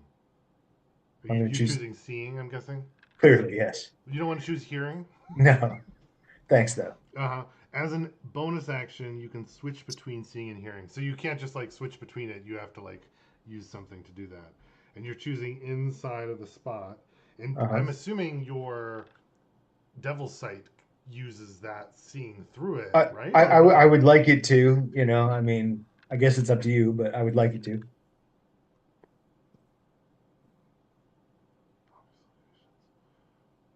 Give you a chance to exposit a little. Exactly, that's what I was gonna use my narrative power there to totally do it. Cool. Yeah. Oh. Okay. Cool. Ian strikes again. Dan's like, wait, what? Yep. I think it's inspirational that you use that in that way. Doesn't he already have inspiration? No, nope. I spent it. Oh, you already spent it? Works for me. Give it back. Thanks. Okay, pop in your little sensor. And I like having your witch sight here, so you can certainly see into the little darkness of this coffin. I think it's probably a little bit wider and longer than normal.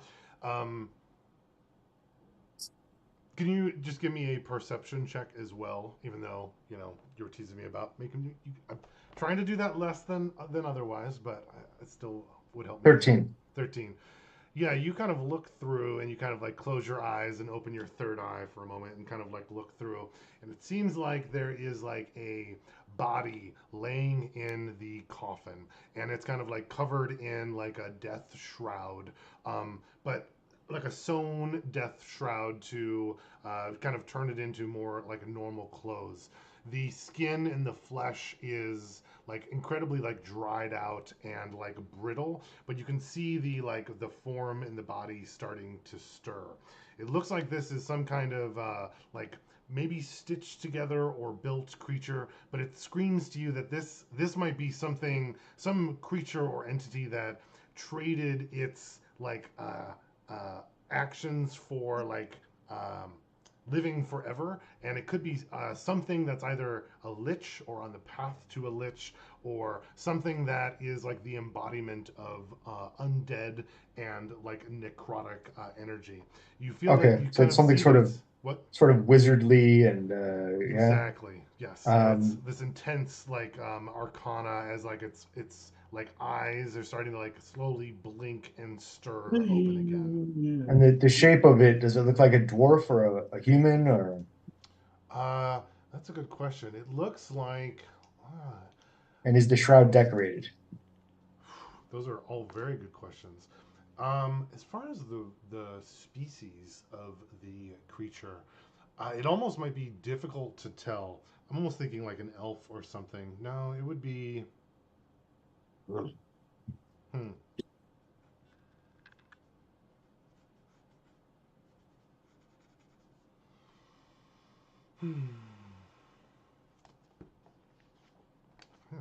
That's a good question. It's a creature. Oh, sorry, Travis.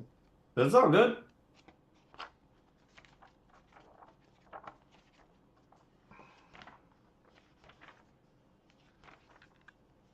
With your true sight, do you like see in full color, like 4K or 8? Yeah.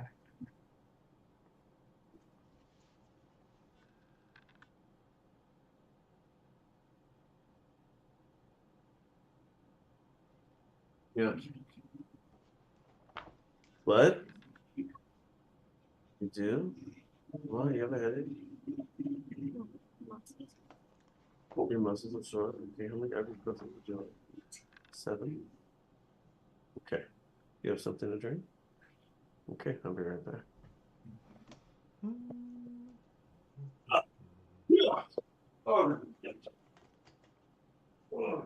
Okay, I'm not trying to slow it down too much. You can think about it. Yeah, I'm gonna think about it. I have some cool ideas, Mhm. but I wasn't. I don't have quite a good one. It is actually. It looks humanoid, and as you're looking, you're like, "What species is it?" It's hard to tell because of all like the shriveled nature of the flesh is different. However, your eyes do notice, like out of its skull, there are 2 horns coming out of the front. Nice. 2 horns. So I think although we just described all that as if it happened in a moment, I think it probably takes like a round of me concentrating through the whatever. I would imagine So- that to be the case. Yeah. So what I'm going to do is allow myself to fall down behind the portal. So Ooh, that's cool. so I'm oops. You're welcome, darling. Token. I'm gonna grab that. So I'm now It's candy. That's at the same altitude as like the center of the portal, and taking cover behind it essentially to prevent anything from shooting me. Yep. So and that's where I actually am when I see this, when I look through the eye or whatever and see this creature. Yeah, and the forms and the symbols that it has, I want to think about that and get back to you. I have some ideas, but I don't have specifics. Cool. All right, pass turn. Cool. Then it goes to Rosa. I'm very mad right now. Wasting my time here, and I am smashing using my radiant weapon on the remains of the skeleton. So I'm just gonna go in order. I'm gonna go for skeleton 1. Do I need to roll for just smashing on the ground? You have your radiant crazy weapon thing out. I think if you use an attack action, I think you're going to be able to destroy a skeleton. Yeah, I'm permanently that way, using if that makes sense. I'm using both of my attacks to destroy hopefully 2 of the rebuilding skeleton remains. Yeah, why don't you roll damage for the first one, and let me see what that is. That would be 15 radiant. Yep. Then that skeleton 1 is permanently destroyed.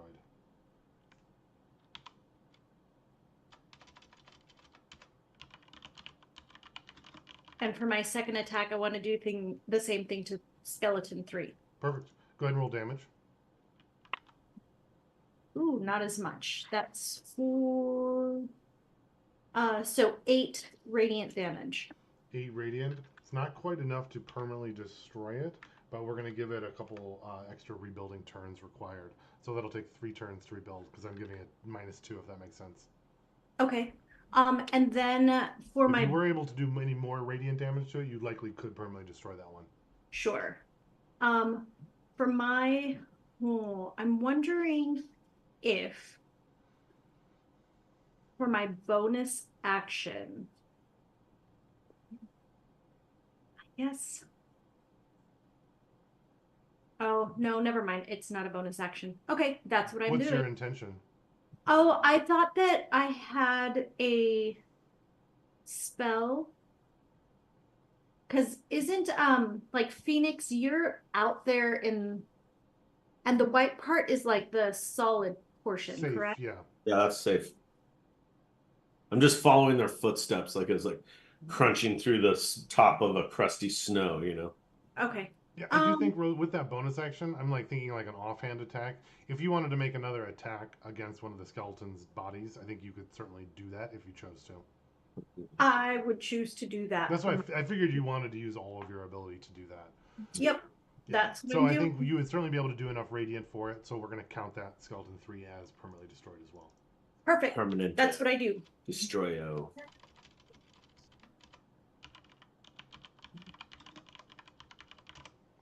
Cool. Then after, and you're not moving, right? Correct. Cool. Over to Loki. Oh, you are muted, Kevin. Oh, Kevin, you're also standing over a rock that is glowing. It's Yes. not, it's just like a stone. A glowing stone. That's true. Is it something I find odd or that has some kind of meaning? Or No, you actually, it was the one that we were throwing down the hallway to see where we're going. oh, okay. All And right. then you start singing, Papa was a glowing stone. So I'm wondering if it would count as an interact with object to pick up a skeleton skull and chuck it down the Oh, right. What hallway. you guys were doing before with that? I think we did count it. I can't remember what we counted it as. It might be more of like a bonus action in my mind. Okay, yeah, and that's what I was trying to figure out is that going to be take up one of the actions, or if we can count that as an interact with object. Yeah. Would anyone else care? We'll say it's an interact with object in this case. Yeah, that's fine. All right. Well, in that case, I will use I will do that to skeleton 4 and toss it's because it's right next to me already, right? So, and just gonna throw it down the hall to the away opposite of the pit. Yeah, can you make an athletics check so I know how well that goes? Sure. What is my athletics bonus? 0. Okay, so 7. 7. So what I'm thinking now, I'm going to retro it a little bit. I think like a pickup and chuck would probably be a bonus action, but a kick, that's like easy. You can do that, but it won't go as far if that works. Okay. Cool. So I'm going to move it. It did not go very far. It wasn't that great of a kick, but it is going to take longer for it to like rebuild from there. All right. In that case, Or are you trying to kick it into the portal? No, I'm guessing that if it goes into the portal, it may just rebuild faster. Maybe. But I don't know. That's what I'm thinking. Got so it. I'm just like send it away, and buy a little time to figure stuff out. Makes sense. And then I will use my bow and arrow to shoot at the gargantuan skeleton with True Strike. Oh, right. Go ahead. That's an attack roll, right? Yeah, it's going to be 14 and 7, 21 to hit. 21 hits. And it's going to be, that's a terrible roll. It's going to be 6 radiant, and with the arrow, the arrow will be radiant damage too. So it's 7 radiant total. 7. And that'll double to 14. The skeletons are take more damage to it. And that does crumple the gargantuan skeleton. It is killed, or at least temporarily. All right. And as a bonus action, I'm like, I'll give Bardic Inspiration to Winter. Perfect. What do you say to him? I say, hey, kid, you got this. I don't know. Perfect. Yeah. Man, can you imagine hearing those inspiring words? That would be warms the spirit. Like in the monotone that Kevin puts it out as, hey kid, you've got this. He does it like Harrison Ford. Yeah, that's what I was thinking. Yeah, okay. It's Indiana Jones. Hey kid, you got this. Yeah, all right, that makes sense. Perfect. Looks like going to our Skeleton Fun turn. Skeleton 2 is going to rebuild, and looks like attack Rosa. Yeah. 16 armor class, is that right? 17. 17. Oops. First attack misses, second attack also misses. Skeleton 4's head and remains move a little bit closer together, but they are still not able to reunite. Gargantuan skeleton begins its slow rebuilding process.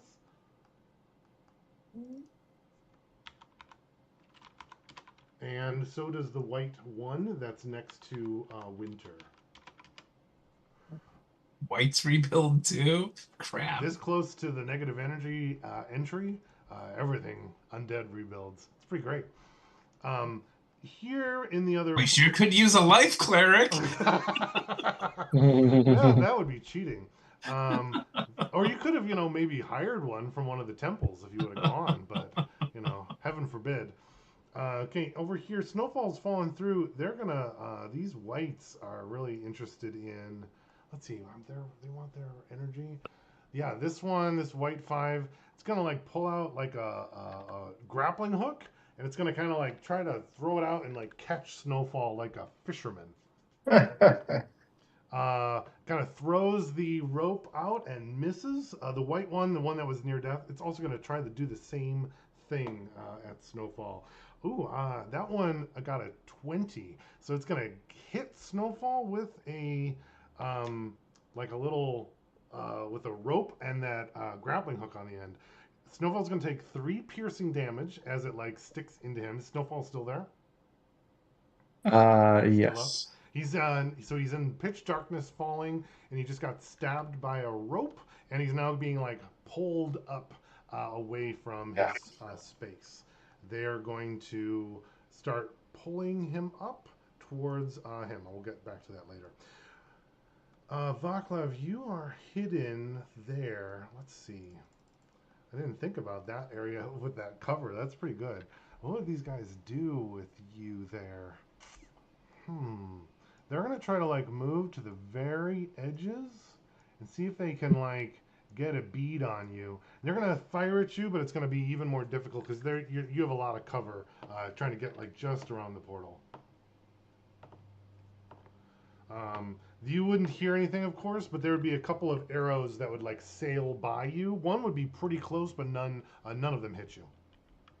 Do Did any any of them go through the portal? Yeah, I was gonna say appear in the other world. Just yeah, I like that. Yeah, Yeah, there'd be a like couple just probably go- that would fire up out of the portal, kind of like jumping up and then back down to the portal and then firing out sideways. It's very confusing watching it kind of all go.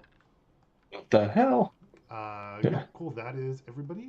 And then over to, and Vaclav, you are still looking in the coffin or no? until the beginning of my next round. My Yeah. next turn, right? The creature within starts to stir more and more, and it looks like it's like kind of waking up, but it's a very like slow process as it does. And you can see kind of like little like black sparks of negative energy almost like emanating off of it as it seems to be like pulling an energy from the plane and from the obelisk as it's like seems to like reanimate itself into the space. So as far as I can tell, it animating has nothing to do with us or what we're doing. It seems a lot. It seems like it's started more since all of the skeletons and whites started like building up into their frenzy, and since you entered, it seems like it's increased its activity. Okay, great. And the biggest one would be, if you recall, when you failed your saving throw and some of your life force went out into the negative energy plane. It seems like it would connect with that moment. Okay. Cool. Okay, back to the top. All right. Let's see. Best use of Moonbeam at this point is, let me see what the distance is here. Measure. Okay, so if I were to take Moonbeam and go to here, that is 60 feet. Okay, so that one's done. Or do I freaking just... Rosa, how bad are you looking? Loki, how bad are you looking? I'm fine. So far as I know, I haven't been I think you hit took much. 9 damage right before you signed on. Okay. That's the only one. Like, You're all right, right? Like you can handle a skeleton round or two, right? Yep. Okay, so I look over at my comrades. They look like they're doing fine for right now. These suckers over here, I really don't want to deal with this guy coming back. So I'm going to move my moonbeam, and he automatically fails. Is that radiant damage? Yes. How much can you roll damage? Yep, that is 15, 22. Now that I'm hitting something that's already dead, I do 22 damage. That is actually enough to permanently destroy the I'm so glad. And then I bonus action and I move it onto this one and I do another 17 damage. Oh, really? So you have 2 bonus actions that round. Just one bonus action, but that's all. Okay, so that's that. And then I'll move 5, 10, 15, 20, but then there's this terrible area here, and I'm like, uh-oh. And then you can see a couple spots where Winter slid into the Yeah, right. that are right in there, like his butt scrape. Yeah. So okay, so You could probably jump it. 5, 10. I think I'm actually gonna try jumping to, there. Like that's where I want to get. we can't see them. Where? Oh, sorry. I'm sorry. If Let you me use get. the laser, we can see it, or a measure. Yeah, yeah. Actually, not measure. I think only a laser, right? Yeah, laser. So I moved to here, and I'm trying to jump to here. What's your strength score? Oh, it's terrible. Because it's feet equal to your strength score. Oh, it is. That's So my strength score is 8. So that's not really good then. That'd probably be a bad move. I mean, you could do it, and then with a very good athletics, you could probably get there. No, my -1's never really. I think that like he gets to here, and then he's like, "Okay, we got to do this gingerly." He's very I don't even small. know really why I want to go over there, other than at one point Winter was like, "Quit messing around, get over here," and I'm like, "Okay, here we go." So I The assume, tower. Winter's Tower's this way. yeah, absolutely. So what I'm gonna do is then I mean, you don't weigh as much. yeah, it's just like this, and this, I think would be like as far as I could get with my movement in that turn. And then I have three dex saves. What am I doing here? How I do it is I roll to find out how uneven it is, and then Uh-huh. I'll ask you to make a save if it comes up. Okay, so I do You those. locked on 3 squares? Yeah. He's also lighter, if that matters, because he's small. I can ride freaking Snowfall, so we've determined that. Yeah.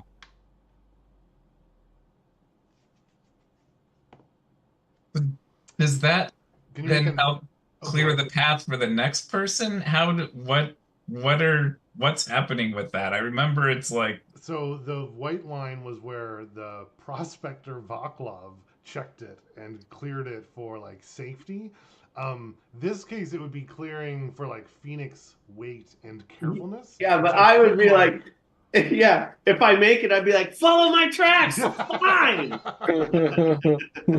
Can you make a acrobatics check for me? I want to know I how can do well that. you are able to like carefully step as you're going.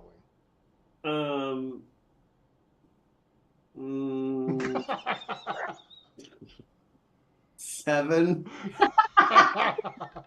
Why didn't I roll this die? Well, that wouldn't have been. seven's not terrible. It's not terrible. That's true. So, Travis, just to confirm, you started here. Is that right? Yeah. Yep. And then you went here, here, and here. Yep. Is that where those Yeah. are 3 squares? Yeah. Perfect. Okay. The first square is it doesn't seem to do anything. It's Uh-huh. like stable. Like it was a lie. Second one was fine. The third one, though, as you step onto it, it does break and kind of like fall into the space around it. Can you Okay. make a dexterity saving throw? I can. Whoo! Phew. Okay. 16. 16. It breaks. You almost start to slide, and you almost go right to where Winter was sliding through, but you manage to stop yourself going into there. As it does break, though, you do take some damage. You take 3 piercing damage from the shards of rock. Alrighty.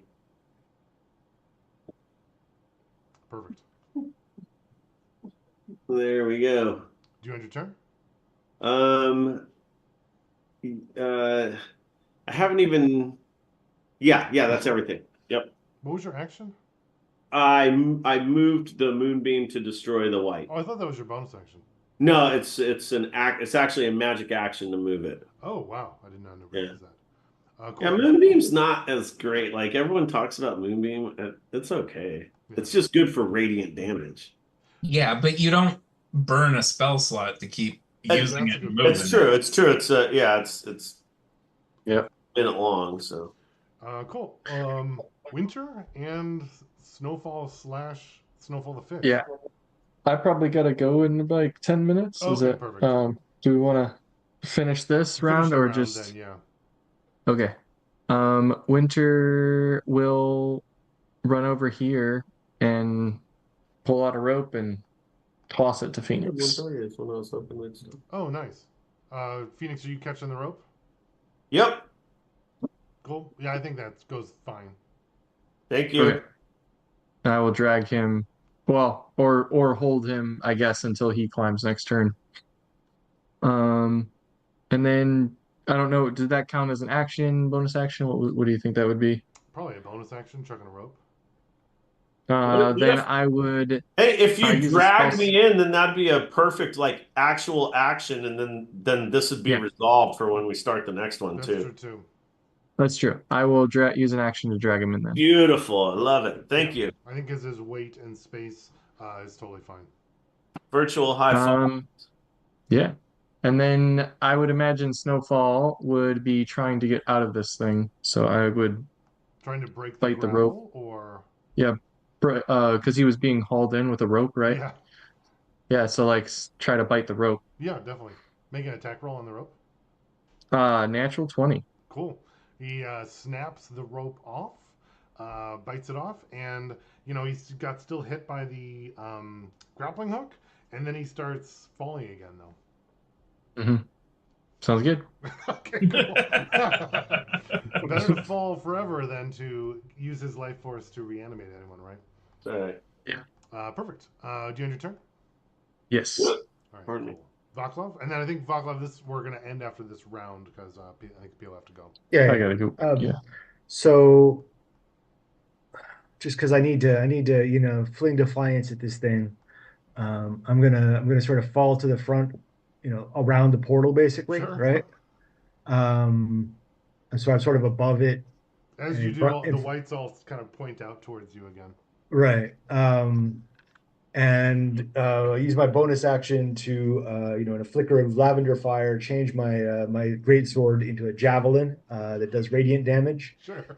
And hurl it toward the obelisk, which would normally be out of range, but gravity doesn't really affect us properly. Ooh, interesting. Right? So you want to go like a direct line fire. Yeah, and I mean, it would definitely have disadvantage. I know where it is, right? But I can't actually see it right now. But it's a freaking obelisk, so I'm gonna hurl my javelin at it, mainly out of defiance. Let me roll my con save also. I like it. Yep. Oh, another natural 20. Wow.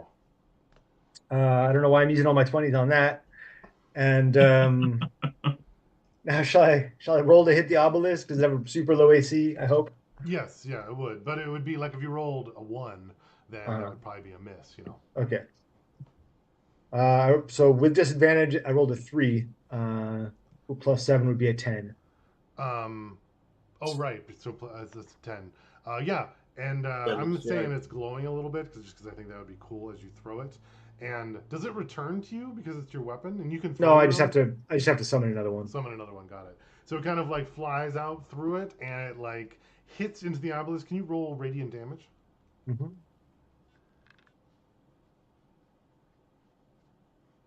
9 radiant damage. 9 radiant. And it kind of like hits into the obelisk right on the one of the outside edges of it, and as it does, it kind of like cracks and like a piece falls, and it's almost like there's like a pain kind of like emanates out from that. From all of the skeletons in white seem like they're unable for the moment to like hold their bodies together, and it kind of like partially disintegrates them as they then like start rebuilding again from the spot. Would you you're not viewing from the sensor inside the coffin anymore though, so you wouldn't necessarily see what's going on in there unless you're switching to it. That's true. Are you saying that all of the undead are down? They are like temporarily like disabled Stunned. for the round. Yeah. So tempting, aren't you? You little jerk. That's how I go. No, I'm gonna fall back out through the portal, and into the real world, at top speed. Perfect. As you do that, I'm gonna put you.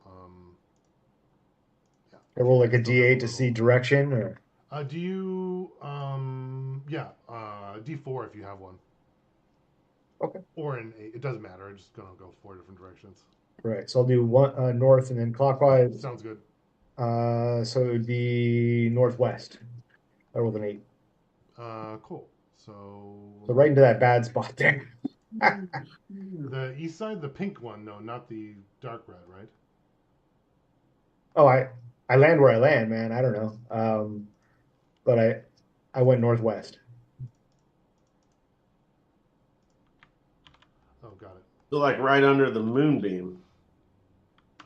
You're other west. Oh yeah, I was just putting you in the right. Yeah, right, that's what I said. Right under the. It was stage west. Yeah. Yeah, I think you're gonna land in the spot that you were when you were falling in. Can you make a dexterity saving throw? Probably not. Dan? 11. Yeah. Did we see any like glitch on this side? Oh yeah. Well, Yeah. I don't think any of the skeletons are still. Oh, the skeleton 2 was fighting you, right, Rosa? Yep. Yeah, I think that one actually would almost like not like a glitch, like a artifact or Yeah. anything, but like almost like for the moment, like the pieces that were holding it together like let go and then got gloopy, and then it's like almost had to like rebuild itself again, as though it like had died and then needed to be rebuilt. So from your guys' perspective, you see like a bunch of arrows shoot out of the portal, and then I fly out of the portal, like Yeah. legs over, hands over, Right. ass, and crash into the rubble there with an 11 deck save. 11. Yeah, that's enough to not fall in barely. You do kind Okay. of land there, but that area is like the sharp spot, so I think you are going to take 1 piercing damage as you land there. Okay. And I kind of look around and I go, we got to get out of here. We got company. I like to think of the Han Solo like thing where he runs down the corridor shooting at the stormtroopers, and then he comes back with all the blaster bolts, Perfect. Do you? I've been saying this. All your move? Yeah, that does me. Perfect. Let me go to Rosa quick. Okay. Rosa is going to like, what the hell was that? And swing away at like oh, sorry, go ahead.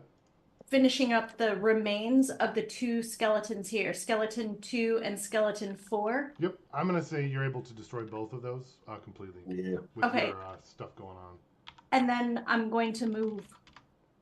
So that's here. What was that?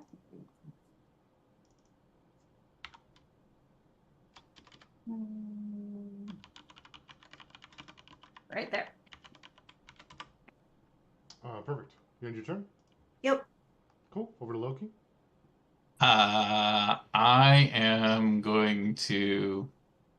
How does that work movement wise? I'm like, follow me. Yeah. It's 5, 10, 15, 20, 25, 30. So with dash action, I can get all the way to there. And I will say, "Hey, King Vaclav King, save all the glory, take it all for Lydia. You got this." And Are you doing toss psychic him damage to bardic me? inspiration. I take it sarcastically and die. He trips. Bardic Inspiration, what does that do? Yeah, it's a D8 for attacks, saves, whatever. Yeah, I think for almost any D20. Ability Yeah, check. pretty Almost much any anything. roll, D20 you can test. add a D8 to it. I think it's 10 minutes. Oh, it's 10 Yeah, minutes. it lasts 10 Okay. minutes. I don't know. I just trust you guys to know, so I didn't actually know that one. Yep. It's All 8 of my hours. creatures have bardic inspiration always, so A long rest. just kidding. Perfect. Anything else, Kevin? No, I think that's gonna be all I can do for this round. Perfect. Cool. Snowfall. How much health does Snowfall have left? 2017. 17. Snowfall and Snowfall is just falling at this point, right? Yeah. Con save? Yeah. Thanks. Con save. Dirty 20. Perfect. It does save. Snowfall is just going to keep falling. What would be your intention for Hey, Snowfall? I will yell at Winter, unsummon your dragon, get it back here. Can you do that?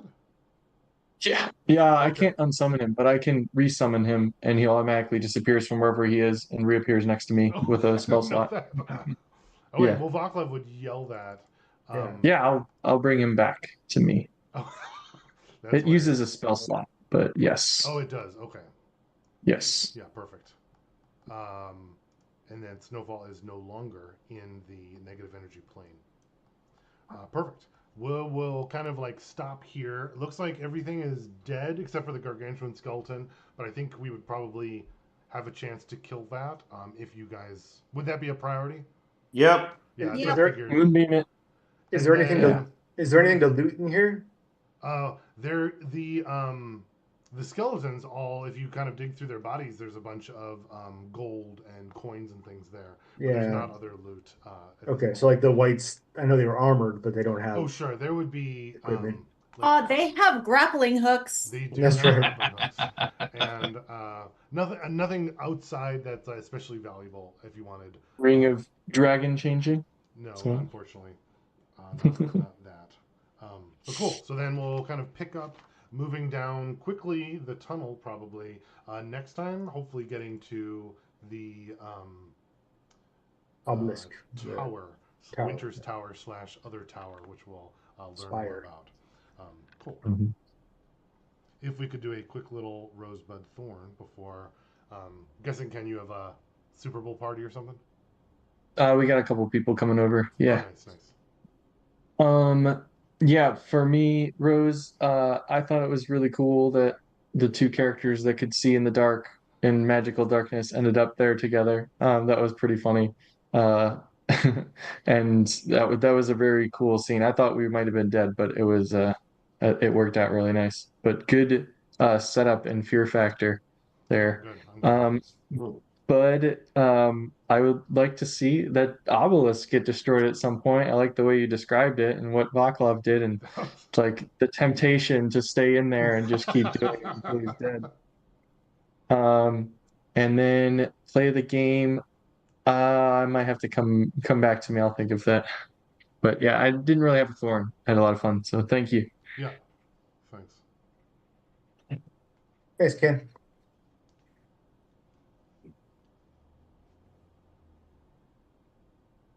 I'll go real quick. Sorry I missed the first half, but I'm happy you guys continued on. And it was fun jumping in the middle and like, all right, real quick, what's going on? Where am I? And I thought that went along pretty smooth. The Rose, I don't know if I have a great thing. I mean, it was a fun couple of rounds, and I'm figuring out like True Strike and what the offensive capabilities for my bard is, which doesn't really seem like a thing for bards. At least in this case, seems to be working out okay. So yeah, that was cool. Play of the game. I liked Vaclav taking a shot at the obelisk just to see what would happen and really thinking through the range and altered gravity and all of that stuff. I thought that was pretty cool. So yeah, that's where I'd put that. Sweet. Thanks. Thanks, Kevin. Cool. So my rose was that we started the session with Phoenix. Hey, I'm sorry, Actually, Travis. Can you wait just a second? I'm sorry. I have to go get the cat, but I want to hear your thing. Oh, cool. Okay, just a moment. Yeah, I'm you gotta run, no but worries. we'll see you guys later. I think Finley, You can can you always live watch well? Watching the Super recording, Bowl, Ken? right? Yeah. Catch up later. Yes, I Cool. could. Bye. Yeah. So bye. Bye. We'll see you guys. Have a good one. Bye. Bye, man.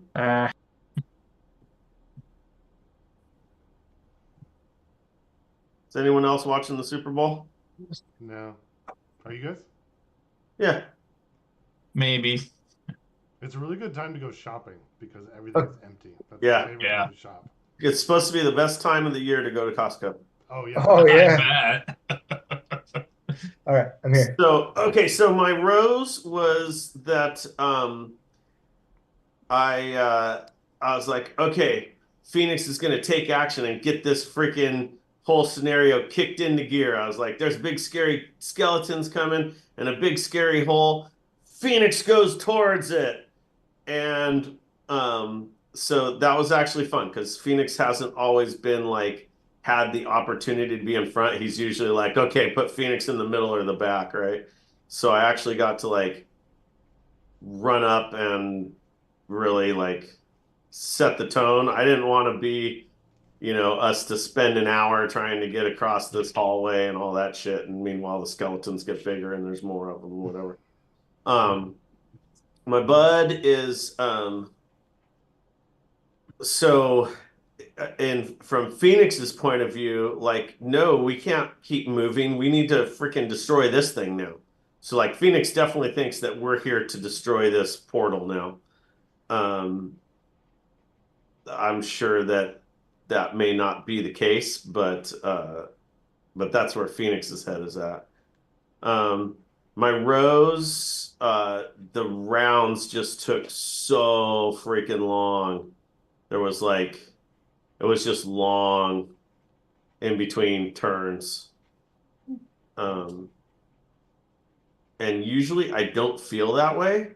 But this one, because it was kind of repetitive. So it was like, pick target. All I did was Firebolt, and then I was like, oh wait, radiant damage on the skeletons? Okay, and I switched to radiant, and that was it for 4 hours. So I would have liked maybe we could have resolved this quicker, maybe fewer monsters, but a little bit stronger or something like that.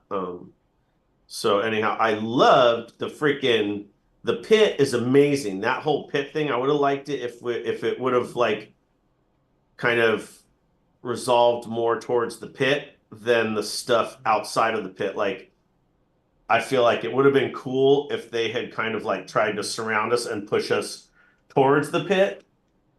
You know what I'm saying? Like, like it could have been like, okay, we're not really like attacking you because we're spending our time flanking you, and then they start closing the gauntlet, something like that, So, because the pit was where all the great action was. I loved the bouncing in and out, freaking Ian's ridiculous breach, Ken's freaking bouncing legs inside and outside of the dimension, that's cool. And that dimension seems awesome. Now, if we had all gone into the dimension and it's totally dark and we can't breathe and all that shit, well, that would have sucked too. But it just, that was very interesting. And I would have liked like more like maybe we all bounced in and out and we're like, fuck that, like now we move on. So, but anyways, that's it. It was, I really like the cinematic landscape here is really great. The challenge of moving through the floor, I think, is great. The fact that it's falling in, like all of that was awesome. It was simply just the combat was like just kind of a repetitive grind. So, but sometimes we gotta do that. Play of the game. Play of the game was totally like Vaclav, just literally going towards the freaking pit, knowing full well that he's going in. That was straight up Ian just going, yeah, let's see what this does. So I thought that was awesome because that was great action with that.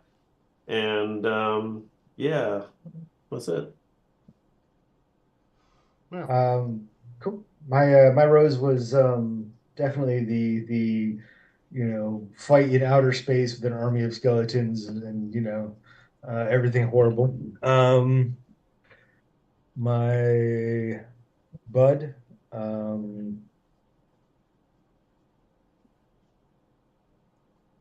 I think I guess I want to know if that lich thing is attached to the what is it? The craving of death, the death craving of Death's death, great. Oh yeah. death's craving. And because I mean, this seems like it's right, like it's craving, life energy or whatever, right? Uh-huh. And maybe interact with the lich in a way that's not just combat. Um, and um, my thorn. I guess, I'm like with Travis, like it was kind of a long combat. The skeletons kind of constantly rising back up is hard for us, I think. I think we could have probably just started sprinkling holy water around because I think we still are like bogarting our holy water. Mm-hmm. But that's okay. And the play of the game, I think uh, Phoenix, Travis found a lot of great ways to express his character, even though it was in combat. So all of his sort of emotional outbursts and being loud and frustrated and all this kind of stuff. So it's often hard to role play during combat, but I thought he did a great job with it. Awesome. Yeah. I was thinking similar what you were saying, Travis, about the combat and the skeletons, and they kept coming back, and it was definitely. I did not like that it was more of a slog and not as interesting. And I felt like some characters had to slog, and then Vaclav and Ken's character got to like go explore at like second dimension. And I was like, well, that kind of sucks. I was also like thinking, like I even said it once. I was like, you could just like use your holy water, and then the skeletons could die, and then we could move on. But I felt like we were just kept killing them, and then waiting for them to I come didn't back, and then hear killing that. them again. And I was just like, and I was like, I could just have them stop, but I was trying to have them like follow the logic of like the world. So it was like a little. I wasn't sure how much I wanted to just be like, oh, they after they die once, they don't come back anymore. But I also didn't want to be like, there's only one solution. So I was Yeah. mixed about it because I felt like I wasn't saying you have to keep killing these skeletons forever and ever. There were like other things to do, and I think we were just like not choosing them. Also, I'm mixed about it if that makes sense. But I totally understand the thorn of that situation, and I was like, should I have had different interesting enemies instead of skeletons? Should there have been less? I wanted to like tell you that the energy was more powerful and they were regenerating faster, but I didn't want you to like waste time on them, and I think we did. So I don't love that it came across that way. So I definitely hear that, and I was thinking about that too. I don't know if that makes sense. It does. Is it just me? Mm-hmm. Rose was watching the explanation of the pit and the potential role that this dark energy plays in the livelihood of North Fork. And then the bud for me is I'm kind of interested, like we saw that weird little glitch thing that happened. I wonder how far that resonated. And like what's gonna end up happening if, I mean, when we are all in agreement, we're like, okay, wait, so Vaclav, you're saying that in there, the glitch happened when you chipped the obelisk, so we could like just obliterate the obelisk, right? And you know, like, so I'm looking forward to finding out Thinking the same. where we go with that. Because Vaclav, it seems like right now that what I'm getting from Vaclav is like, yeah, no, we don't want to go over there. We're done. Let's go. Let's get out of here. And it's like, but you're saying there's a chance. You know, I was thinking the same thing, babe. And like, but the thing is if we destroy the freaking pit's ability to create the undead, then like I think that's what you were saying is then like this whole town's livelihood is pretty much gone. So like we saved the world, and they're like, "Fuck you!" No, they just actually have to go back to mining. Yeah. Basically, what this is never mind. That's too political. But this is petroleum right now. Okay, this is like, yeah, no, we don't need to save the world. We need gas. It's like the status quo is great if we That's right. There's a little bit of that going on for sure. But I mean, if you think about it from Vaclav's perspective, now he will own this city as well. So, because you have to rise, the different power would rise, right? And then my thorn, I didn't have a problem for me doing what I did. I was enjoying what was playing out. I heard the like use your holy water thing. I used my holy water, so I didn't have holy water to grab, and I wasn't gonna grab Loki's and start using his stuff when he wasn't like you just gotten there, you know. So so I was like, all right, well, I know if I do my channel divinity, I'll have radiance for 10 minutes, and that works just as well. That was cool. I like that a lot. But that was a lot of fun. I also really enjoyed finding moments to call out inspiration. Yeah, you did that well. I didn't do it until midway through the game, and if I could have retroactively, so I guess this would be my inspiration, it would be for Travis and Phoenix strategically figuring out how to use Moonbeam to work to our advantage, because that really helped with that gargantuan skeleton. I think we would have been in a much different situation had you not done that. But also shout out to the javelin to the obelisk, the Hail Mary of parting shot. Oh, that actually does do something. Yeah, I like it. It was just like so cool. a fuck you, and that happens to be the ultimate bardic freaking you know, what is it, cutting words, and they're just like, ah. And another bud would be if Vaclav, like maybe it is only Vaclav that knows it, because that scrying eye was in the coffin when that happened. I'm wondering, I guess it's more of a wondering, what was the reaction inside that coffin? I'm sure we pissed that thing off immensely with that little move. So that's fun. And then, yeah, that was my play of the game. Cool.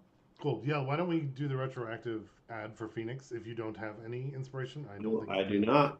I burned it up. Thank you. I think definitely the Vaclav you won from the share out, and the that toss from the javelin was pretty hilarious. When you said it, and I was like, I don't think that's in the range increment. And then you were like, but you said it's like the whole gravity thing in mind. And I was like, man, I did say that. That's really clever. And just like the throw for that, and yeah, that was really cool.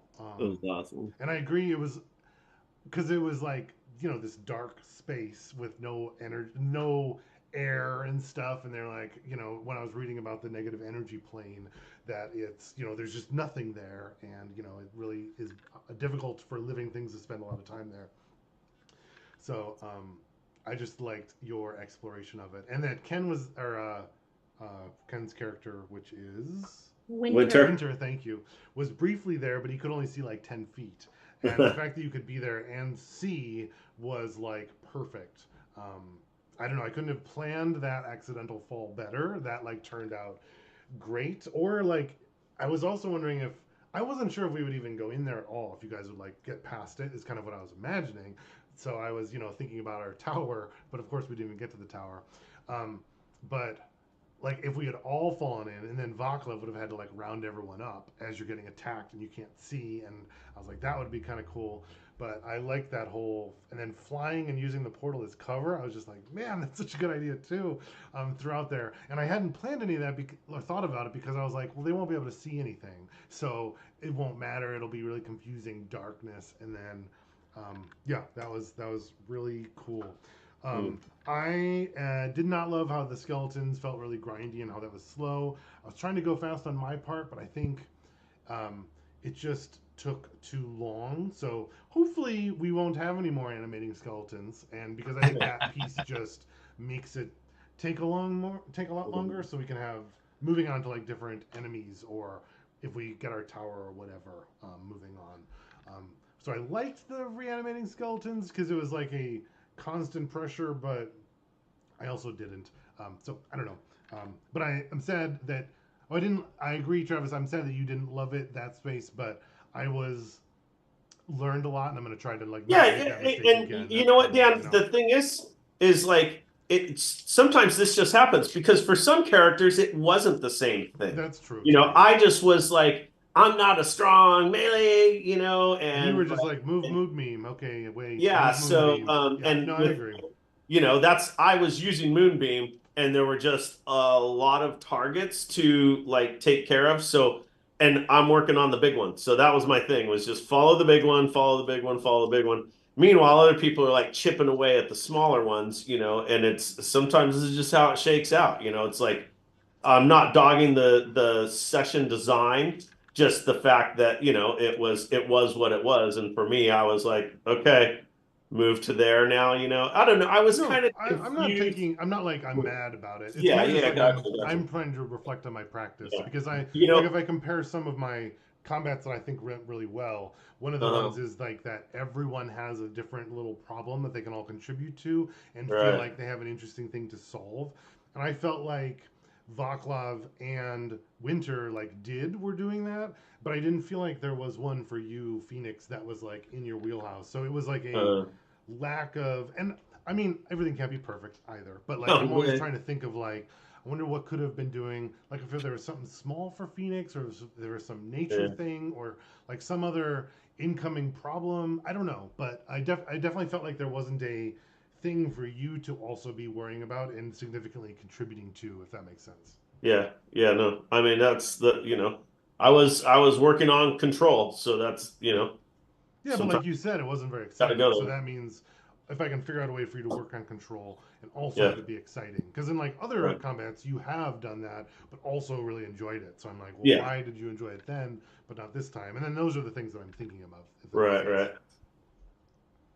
So yeah, I'm not like, oh, Dan, you suck and your campaign sucked. No, I'm not. That's more just like, what can I do next time when I'm framing a combat to make sure? Because I thought this would be more dynamic, and it was in a lot of ways, but it still wasn't. It was still like missing some for some people. So that's it was that thing. Like that's the word is that's dynamic is perfect. The word dynamic, because like the pit was very dynamic, right? It was the surface that we were on was just kind of like 2D, and and it was like paint by number, fill this square, okay, up 3, 7, cool. I was, I was thinking like, okay, so if I were in that position, I had this many things going on because I like that part because that creates the tension, like Right. if because if it weren't there, then we would have just been like, yeah, fucking easy. Like, and that's why I was saying maybe fewer but stronger or something like that, so that we could kind of like focus fire a little bit. It could still be because, and then when they do damage, rather than them doing 9 and 7 and whatever, it's just like, well, that one did 17, right? So it's still the same damage output. It's just fewer targets for us. So we still get hurt. We still feel threatened, but it doesn't take as long to take care of because basically, combats would, because I've been reading and Yeah, listening yeah. to stuff I too. enjoy talking about And this. combats are like really supposed to generally take like 3 to 5 rounds. Yeah. And like ours never take 3 to 5 rounds. We always go past that, but we do.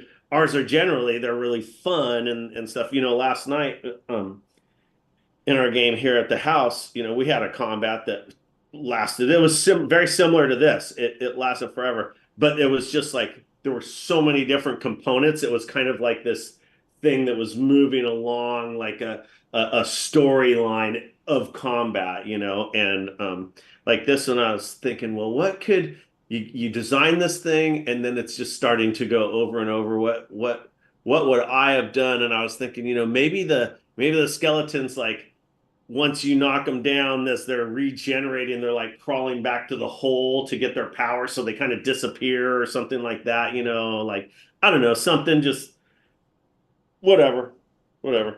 I was thinking collapse more of the room basically. Mm-hmm. So Yeah, so I was surprised that you close it down.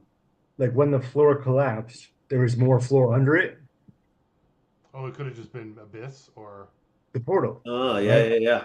Oh, that Right, makes more sense. right. I was thinking That's like bigger. That would have been cool. More and more of the room becomes portal Right. basically as we go along, and I'll say this. This is a constructive criticism, Dan, is your environments. You have a tendency to have really large environments. And that, like, a lot of times we use a lot of stuff, like multiple times people dashed. Mm-hmm. It's kind of like it's just too big. You shouldn't even need, once you get to that point, it should be no dashing. You should only dash if you're like trying to get the fuck away. Like, we have to escape, dash away. Once it's like, to me, once the freaking switch has been thrown and it's like combat is imminent, whether that's we roll for initiative or it's right there, like dashing is just taking up a turn. It's just adding time to getting to the actual meat of it, So like a lot of times we do that. We have these long entrances and then large spaces once we get there. And I just went through this. I ran this, cavern with a wyvern in it and stuff. And I had drawn the initial cavern and I was like, man, fuck all that, dude. I shrunk everything down to like a quarter and it worked so bitching because everyone was like, every turn something was happening and then they killed the thing in the end and yay, so it just like and literally thinking about these situations and I was like, I don't want them being able to go all over the place and people chasing, monsters and monsters chasing them and stuff. Like I concentrated it and it's still, people still had options, but it just, with the smaller playing field, it's like indoor soccer, Right, versus right. outdoor soccer. Indoor soccer, you see 10 goals in an hour-long game. Outdoor soccer, like, yay, we scored a goal Yeah. in the 59th minute, I'm American. I like. No, that's a good point. I don't know. You guys have said that about it. I wonder if like Schmeppy encourages me to make larger spaces because you just click and drag it, whereas before, making it with a little Yeah, sticks on the right. board, Yep. you only had so much space, so Yeah. you were just more naturally constrained. Uh-huh.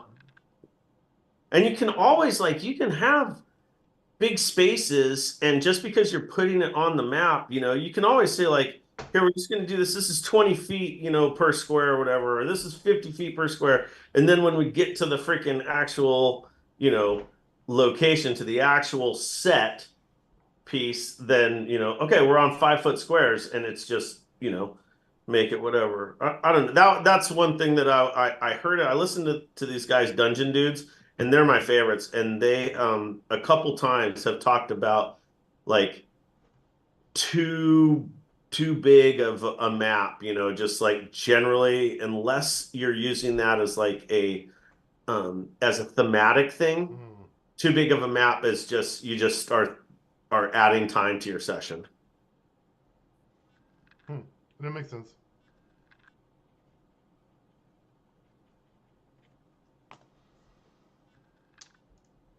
Cool.